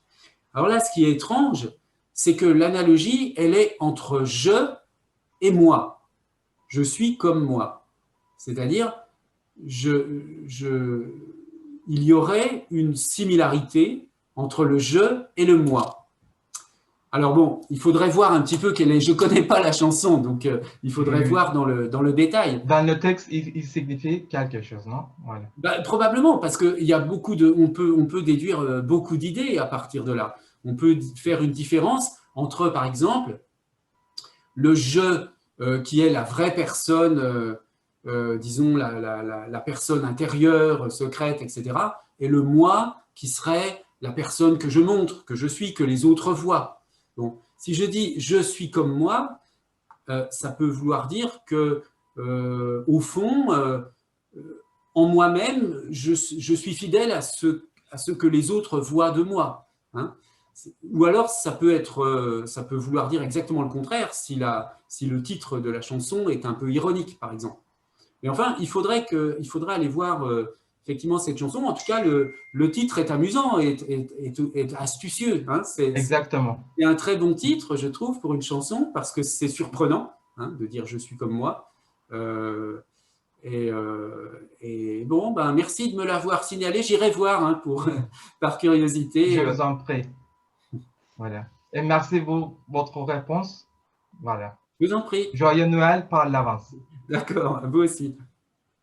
Merci, Boran. Alors, est-ce qu'il y a d'autres questions? Est-ce qu'il y a d'autres questions? Bon, alors donc je fais ma question et après donc on attend peut-être que donc, les étudiants donc, pensent à une question. Alors donc moi j'avais une question. Alors donc est-ce qu'on peut donc par exemple dire que l'analogie est une fonction didactique? Voilà. Par exemple, en didactique de langue, en didactique du FLE, est-ce qu'on peut parler de l'analogie? Oui, pourquoi pas. Mais est-ce que donc l'analogie donc a une fonction donc didactique? Voilà, après, il faut regarder dans le détail. Hein. C'est vrai que, comment dire, d'une manière générale, quand on explique quelque chose dans une situation d'enseignement, il arrive souvent qu'on ne puisse pas expliquer directement le phénomène, mais que pour le faire comprendre, on utilise quelque chose de déjà connu pour expliquer quelque chose de nouveau. Donc, la première utilisation didactique de l'analogie en général, c'est ça. C'est on utilise ce qui est connu pour faire comprendre ce qui est nouveau. Alors, dans la didactique des langues, cela peut consister à utiliser les analogies entre la langue des apprenants et les langues nouvelles. Par exemple, si on imagine des étudiants turcs qui ne savent pas du tout le français et qui, au début, veulent apprendre le français, on peut essayer de voir s'il n'y a pas dans le turc, par exemple dans le lexique, des mots qui ressemblent pour aider aux tout premiers apprentissages à l'établissement de similarités. Ensuite, on peut utiliser des similarités avec d'autres langues. Par exemple, j'ai notamment une doctorante chinoise qui travaille sur ce sujet. Les étudiants chinois dans leur pays apprennent l'anglais très jeunes. Tous, enfin, ça dépend un peu des régions, hein, mais dans beaucoup de régions de Chine, dans les grandes villes en particulier, les jeunes Chinois et les jeunes Chinoises apprennent l'anglais dès l'école primaire et savent bien parler anglais quand ils entrent au lycée ou à l'université. Quelques-uns apprennent ensuite le français. Donc, évidemment, il y a peu de similarités entre le chinois et le français. Mais il y a beaucoup de similarités entre l'anglais et le français. Donc, c'est une bonne méthode pour apprendre le français quand on est à des Chinois qui savent déjà l'anglais, de se baser sur les similarités du français et de l'anglais. Parce que ça accélère le début de l'apprentissage et on peut montrer que la structure des phrases se ressemble en choisissant bien les exemples. Et puis bien sûr, ça c'est pour le tout début de l'apprentissage, parce qu'au bout d'un moment, on va voir qu'il y a des ressemblances, mais parfois c'est une similarité, mais il y a des différences. C'est ce qu'on appelle parfois dans le lexique les faux amis. Hein. des mots qui se ressemblent, mais qui n'ont pas la même signification. Et ça, on l'apprend après. C'est beaucoup plus intéressant. Par exemple, je ne sais pas moi, un Chinois qui apprend le français, qui connaît l'anglais, il connaît le mot university, il connaît professor. C'est facile pour lui d'apprendre en français professeur, université. Donc, on va d'abord enseigner, faire des phrases avec ces mots-là qui sont facilement reconnus pour enseigner, par exemple, des phénomènes de grammaire plus compliqués, plus différents entre le français et l'anglais. Vous voyez, donc moi je crois beaucoup à la... Parce que pendant longtemps, on a eu des thèses sur l'apprentissage des langues consistant à dire qu'il fallait complètement oublier sa langue d'origine. Hein. Donc on ne parle... vous êtes turc, vous êtes dans un cours de français, alors on oublie qu'on parle le turc et on parle que du français. On essaie d'oublier la langue d'origine. Mais en fait, on sait bien que cognitivement, ça ne marche pas comme ça. Dans notre mémoire, tous les mots ils sont mélangés. Notre lexique, il est multilingue, notre lexique mental. Notre lexique mental, dedans, il y a des mots en anglais. Je veux dire que la mondialisation fait que dans tous les pays du monde, les jeunes gens connaissent des mots en anglais. Donc, vous avez des mots en anglais dans votre lexique mental, vous avez des mots dans votre langue maternelle, vous avez des mots peut-être dans d'autres langues qui sont parlées dans votre entourage ou dans votre famille, et tout cela est activé plus ou moins en même temps. Donc, à un certain moment de l'apprentissage où il faut faire la différence entre les similarités qui sont des vraies, où on peut faire des analogies, similarités où on ne peut pas faire des analogies. Un faux ami, c'est simplement une similarité qui ne peut pas déboucher sur une analogie. Je ne sais pas, par exemple, un exemple classique de faux amis du français à l'anglais, actually, par exemple. Actually, en anglais, ça veut dire en fait, réellement, on ne peut pas... Un faux ami, ce serait de traduire par actuellement. Bon, bah oui, il y a une ressemblance, une similarité. Il y a une similarité entre actually en anglais et actuellement en français, mais cette similarité ne doit pas déboucher sur une analogie. Alors que la similarité entre university et université, elle peut se traduire en analogie. Voilà, donc ça c'est un principe général pour les langues. Mais ensuite, par exemple, quand on explique une notion grammaticale, si on veut faire un cours de grammaire, là aussi, on va utiliser l'analogie, soit pour expliquer des notions grammaticales, par exemple pour des enfants, on va expliquer la notion de groupe syntaxique en faisant une analogie avec des boîtes. Par exemple, on va dire, voilà, dans la boîte du groupe nominal, il y a un déterminant, un nom et un adjectif. Dans la boîte du groupe verbal, il y a un verbe et un complément d'objet direct. Bon, voilà, une analogie didactique qui permet de visualiser en se fondant sur une expérience antérieure, hein, puisque les enfants, ils savent peut-être pas ce que c'est qu'un groupe syntaxique, mais ils savent ce que c'est qu'une boîte et qu'on met des choses dans une boîte et que dans une boîte, on peut mettre une autre boîte qui contient elle-même une autre boîte. Et ça, ces boîtes avec des boîtes à l'intérieur, ça décrit très bien la structure syntaxique des langues. Merci, merci vraiment. Donc, c'est pour cette raison, j'ai demandé cela parce que donc, les étudiants sont donc des étudiants qui, les cours s'appellent didactique. D'accord. Donc, c'est ça. Donc, et voilà, donc il y a une question de la part des ATJ. Donc, c'est une étudiante en master. Je suis étudiante de Marie-Angela en master de FLE. Ces derniers temps, je m'intéresse beaucoup à la notion erreur dans la didactique. Et l'analogie syntaxique on le voit très souvent parmi les erreurs faites par un élève turcophone. Parce que comme vous dites, il ne s'agit pas d'une similarité comme anglais et français au niveau syntaxe. Le turc, c'est totalement différent en fait. C'est une langue agglutante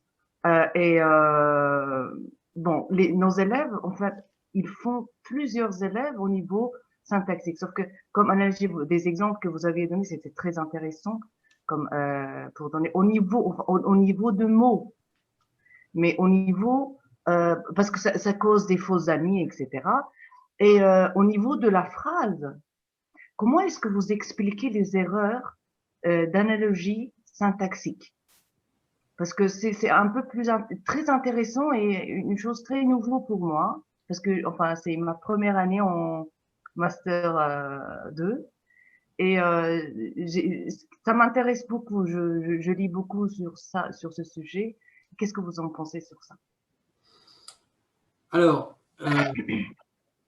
là, au plan de la syntaxe, il y a deux phénomènes qui jouent. C'est-à-dire, il n'y a pas seulement l'analogie, il y a en fait, là j'ai parlé aujourd'hui seulement de l'analogie, mais fondamentalement, il y a, à mon avis, deux grands processus cognitifs importants qui sont tous les deux liés à deux relations fondamentales. On a parlé de l'analogie qui est liée à la similarité, mais il y a un autre processus qui est lié non pas à la similarité, mais à la contiguïté. Contiguïté, c'est-à-dire une chose à côté d'une autre. Et comme la similarité débouche sur l'analogie, c'est-à-dire l'analogie, on a vu, c'est l'identification de choses qui sont similaires.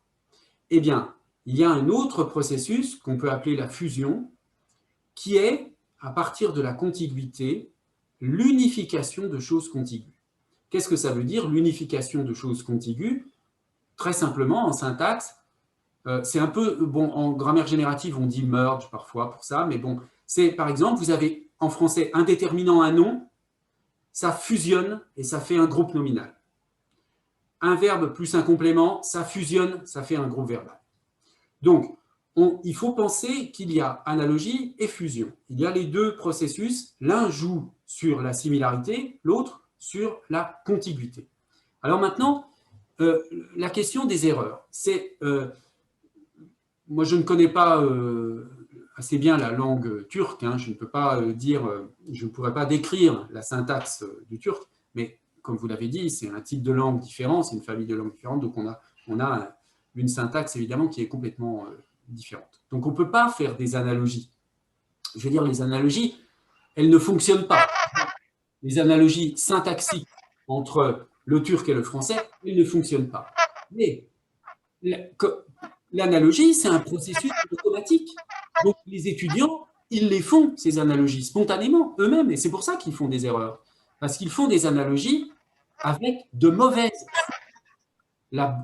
Ils prennent leur langue comme source d'analogie syntaxique, alors que ça ne fonctionne pas, c'est-à-dire qu'il n'y a même pas de similarité, on ne peut pas faire d'analogie. Donc, il faut arriver à montrer les différences dans ces cas-là, à bien dire qu'il y a des différences et à faire en sorte qu'on ne soit pas dans la similarité, mais qu'on montre la différence de structure. Et puis, éventuellement, si ça peut aider, comme je disais tout à l'heure, si les étudiants, avant de connaître le français, ils connaissent l'anglais, on peut essayer de leur dire, prenez les sources de similarité dans l'anglais. Parce que là, les structures syntaxiques, elles sont beaucoup plus ressemblantes. Donc, vous pouvez penser à l'anglais et faire en français pour vous habituer au début. Mais pas penser au turc au départ, parce qu'effectivement, il y a des différences trop importantes. Donc, on ne peut pas projeter, hein, on ne peut pas projeter les similarités. Mais le fait que vous remarquiez qu'il y a beaucoup d'erreurs à cause du fait que les étudiants, au début, ils utilisent les réflexes syntaxiques qu'ils ont dans leur langue d'origine pour le français, et ça montre la puissance de l'analogie. Sans le faire exprès, on reproduit ce qu'on connaît déjà. Et c'est là une des difficultés, dans certains cas, pour les langues. Il faut… c'est difficile, disons, de s'empêcher. Il me semble que c'est difficile de s'empêcher de faire les analogies, parce que ça, c'est automatique, c'est inconscient. Donc, ce qu'il faut, c'est remplacer par d'autres sources d'analogie. Ok. J'aimerais vous donner un exemple, en fait. Oui. D'abord, la construction de phrases en turc, c'est sujet, complément, verbe, tandis qu'en français, c'est sujet, verbe, complément. Oui. Et j'ai une élève, elle fait très souvent ce type d'erreur. Je lui pose une question, mais c'est une question piège. Hein. Je lui pose la question « Tout te plaît, Doha ?» Et elle me répond « Je ne plais rien ». Donc, elle dit « Je ne plais rien ». Moi, j'avais catégorisé cette erreur dans l'erreur d'analogie syntaxique parce que elle met toujours, elle a la réflexion de mettre un sujet, verbe, complément en français parce que c'est ça qu'elle a appris. Hein. Ah oui, d'accord. Oui, c'est ça qu'elle a appris. Hein. Elle dit, ah bon, attends, en français, je fais sujet, verbe, complément. Pardon, et en turc, c'est le contraire. Alors, dans le verbe de plaire, elle a à chaque fois la réflexion de mettre un sujet. Je ne plais à rien, bien, je plais à tout. En fait, j'arrive pas à lui donner la réflexion de non, c'est pas toi, attends. C'est la chose qui doit te plaire à toi.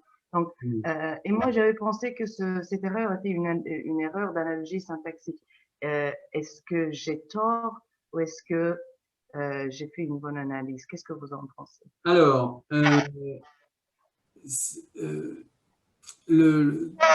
comment le verbe plaire se construit en turc? Comment ça marche en turc? Si je dis… c'est comme le verbe habiter. C'est comme, enfin, Ah oui. Oui, voilà. Par exemple, on fait un sujet, complément, verbe. En fait, c'est un verbe normal. Si je dis cette maison… Ça ne prend pas un COI. Hein. Plaire à quelqu'un, ça ne prend pas un COI. Comme plaire à quelqu'un, comme, enfin, quelque chose plaît à quelqu'un, c'est pas de cette construction.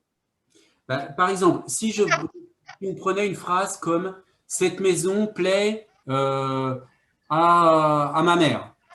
Voilà. Cette maison plaît à ma mère. Donc, avec… Je dis « Cette maison », comme, enfin, au sujet, ouais. ou ev, à ma mère, annemin, ouais. plaire, hoşuna gidiyor. D'accord. D'accord. Donc, littéralement, en fait, cette maison à ma mère plaît. OK. Voilà. Donc, le problème que vous signalez, en fait, vient du problème du traitement des pronoms, en fait. Ce n'est pas tellement la structure syntaxique, c'est simplement le problème des pronoms. Oula, mais il y a un bruit derrière, je ne sais pas si c'est de votre côté. Donc, oui, merci. Donc, oui, vous rallumerez après. Ce qui se produit dans un cas comme celui-ci, en fait, c'est le problème des pronoms. C'est que en français, ce qui complique un petit peu les choses, c'est que la place des pronoms n'est pas la même que la place des compléments quand ce sont des groupes nominaux. Par exemple, si vous dites cette maison plaît à ma mère, le complément à ma mère, il est après plaire. Mais si vous dites cette maison me plaît ou lui plaît, le pronom, il est avant le verbe. Donc, vous voyez que le complément, il est placé avant ou après selon que c'est un pronom ou un groupe nominal. Donc, si vous voulez lui faire comprendre, c'est pas le verbe plaire, en réalité, c'est vraiment le fonctionnement des pronoms et le fait que ça ne marche pas pareil. La position des pronoms est différente par rapport à la position des groupes nominaux.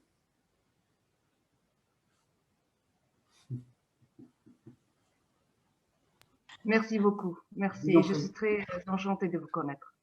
Merci. Alors, donc, je pose une dernière question. Est-ce qu'il y a donc d'autres questions de la part des étudiants? Donc, on a encore donc voilà 5 minutes pour poser des questions, si vous voulez. Donc, moi, c'est la dernière chose que voilà, je profite de ces moments pour réfléchir. Ah, TJ, ah oui, ok. Et donc, alors, en fait, donc, on a parlé de la notion de l'arbitraire, non? Donc, et je parle souvent de l'arbitraire avec les étudiants et je dis, voilà, on peut pas donc, voilà, prendre en considération donc le premier Saussure parce qu'il disait que c'était donc, bon, ils ont dit de lui, voilà, que c'était tout arbitraire, voilà, et l'arbitraire vient avant, voilà. Mais donc, tout naît par analogie, on peut dire, non? Et après, donc, c'est donc, on peut dire, c'est un choix de la communauté de choisir un mot. Voilà, par exemple, je disais, voilà, on a par exemple pied de la montagne. Aujourd'hui, je viens de dire ça, c'est pied de la montagne, pied de table, de la table, voilà. On est toujours donc dans les cas de l'analogie, de la similarité, voilà. Donc, on a vu une analogie avant, voilà, au début, et après, donc, on a continué avec ça, donc, on a choisi pas par arbitrariété, on peut dire, mais c'était vraiment, donc, c'est un choix analogique, c'est ça, non? À la Oui, alors évidemment, dans le cas des expressions polylexicales, lorsque on a une forme de motivation originaire, dans certains cas, pas toujours, mais on a bien sûr quelque chose qui n'est pas arbitraire. Hein. On peut donner une raison pour laquelle le pied de la chaise, le pied de la montagne se dit ainsi. Hein. Et c'est une forme d'arbitraire relatif, un peu particulière, mais ça entre, si vous voulez, dans le cadre général du calcul du signifié à partir des éléments du signifiant. Mais alors, ce qui est important à comprendre sur l'arbitraire, c'est que on ne peut pas... bon, là, j'ai écrit récemment un article qui va paraître, je pense, dans l'année prochaine, qui s'appelle « L'indispensable inutilité de l'arbitraire du cinéma ». Parce que, en fait, l'arbitraire, on ne peut pas s'en passer. C'est une notion épistémologique, c'est une notion théorique. Et on en a besoin parce que les langues sont quand même fondées sur tu le disais, Mariangela, sur l'idée d'une convention entre les locuteurs d'une langue, une convention qui n'est pas explicite. Hein. Les gens ne se sont pas réunis un jour pour dire « Ah, si on décidait d'appeler telle chose avec tel nom hein, ». Les choses sont héritées. On hérite de la langue de nos parents et simplement la langue, elle va se transformer. Donc il y a alors la convention, évidemment, qui dit convention ne dit pas forcément arbitraire. Quand il y a une convention, la convention peut être plus ou moins arbitraire. Hein. Peu importe, on peut décider par convention d'un symbole complètement... par exemple, je ne sais pas moi, si vous êtes avec un ami et que vous avez le même livre, bon, vous voulez mettre quelque chose pour vous souvenir lequel est le mien, lequel est le tien, le livre. Vous pouvez faire par une convention en disant bah, je mets une croix bleue et toi tu mets une croix rouge. Mais vous pouvez aussi mettre votre photo collée sur le livre. Et là, évidemment, c'est par convention que cette photo indique que c'est le vôtre. Mais c'est quand même une convention beaucoup moins arbitraire que juste mettre une croix avec une certaine couleur. Bon. Donc, la convention, elle peut être plus ou moins arbitraire. Simplement, on a besoin, enfin, je veux dire, on ne peut pas se passer de ce niveau de convention parce que même dans les onomatopées, par exemple, où il y a une ressemblance, on a quand même besoin de se mettre d'accord sur le fait qu'on nomme ainsi, par exemple, avec le coucou, hein, l'exemple qu'on donne souvent, l'oiseau, le coucou, même si je comprends pourquoi le nom de l'oiseau, je peux justifier pourquoi cet oiseau s'appelle le coucou, parce que son cri ressemble au son coucou. Il n'empêche que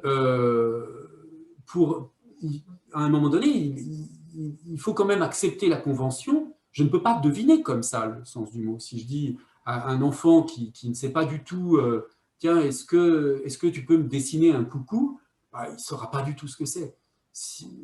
Donc, il y a quand même une convention qui est nécessaire, et ça, c'est inévitable. Bon. Et quand on regarde l'arbitraire relatif, par exemple, les exemples que donne Saussure, c'est des exemples comme 19 qui relèvent de l'arbitraire relatif, et parce que si je connais 10 et si je connais 9, je peux comprendre 19, alors que 20 relève de l'arbitraire absolu. Bon. Mais même quand j'ai de l'arbitraire relatif, 10 et 9, j'ai quand même de l'arbitraire absolu. J'ai le mot 10 qui est arbitraire absolu et le mot 9 qui relève aussi de l'arbitraire absolu. Donc, j'ai de l'arbitraire obligatoirement dans les signes. C'est inévitable. Donc, le principe de l'arbitraire, il n'est pas faux, il est juste, il existe, il y a de l'arbitraire. Simplement, ce qu'on n'a pas assez noté, à mon avis, ce qu'on n'a pas assez dit, c'est qu'une fois qu'on a dit ça, il n'y a rien de plus à dire de l'arbitraire. C'est-à-dire que le principe de l'arbitraire n'ouvre pas des possibilités d'analyse. C'est-à-dire qu'une fois que j'ai dit que c'est arbitraire, je dis quoi? Je dis qu'il n'y a pas de lien entre signifiant et signifié, par exemple. Bah, d'accord, il n'y a pas de lien. Il n'y a pas de lien, c'est tout, je n'ai rien à faire. On ne peut rien en faire de l'arbitraire. C'est un principe qui est mort, en fait. C'est un principe qui est un principe, comment dire, indispensable, mais qui ne sert à rien. Bon. Alors que si on dit qu'il y a de l'arbitraire et qu'il y a aussi de l'analogie, c'est-à-dire qu'il y a aussi quand même beaucoup de cas où il y a des ressemblances, dès que je dis qu'il y a analogie, ben là j'ai des choses à étudier. Il faut que je regarde quelle sorte d'analogie, jusqu'à quel point, quel degré il y a de l'analogie, etc. C'est pour ça, à mon avis, c'est ça la grande supériorité de l'analogie sur l'arbitraire, même s'il y a les deux. Il y a les deux dans les mots, dans les langues. Il y a de l'analogie et de l'arbitraire. Mais la différence, c'est que l'arbitraire, on ne peut rien en faire, ça ne sert à rien, alors que l'analogie, ça sert à quelque chose. Voilà. Merci, merci beaucoup. Alors, donc, voilà. Et donc, je pense qu'il n'y a plus de questions. Voilà. Bon. Et je vous remercie vraiment, donc on vous remercie infiniment pour votre exposé. Et vraiment, donc voilà, je dois aussi dire que j'utilise beaucoup donc, le livre donc, de Monneret dans mes cours parce qu'il y a donc plusieurs livres, soit donc, en parlant de l'analogie, mais aussi par exemple le livre Les exercices de linguistique, c'est vraiment exceptionnel pour moi. Voilà. Donc les étudiants donc, ont déjà donc, voilà, connaissent des choses et c'était bien donc vraiment j'espère qu'ils ont bien compris donc vraiment qu'ils ont suivi donc les séminaires. Bon, on vous remercie et donc encore une fois, j'espère que voilà, ça serait peut-être, bon, si donc une prochaine fois donc on pourrait faire par exemple un autre séminaire, donc ça serait vraiment intéressant, voilà. D'accord, on verra au deuxième semestre. De nous envoyer les PowerPoint aussi. Oui, d'accord, je t'envoie le PowerPoint. Très bien. Merci alors de votre invitation, merci de votre attention. Oui, Merci et pour pour moi, l'invitation, Marie-Angela. et l'article voilà, que vous avez donc sur l'arbitraire, ça m'intéresse beaucoup. Comme ça, donc je fais donc, Je te ma lecture. le l'enverrai. Merci. Voilà, Bon, au au revoir à revoir. tous. Merci. Au revoir à tous et toutes. Au revoir. Au revoir.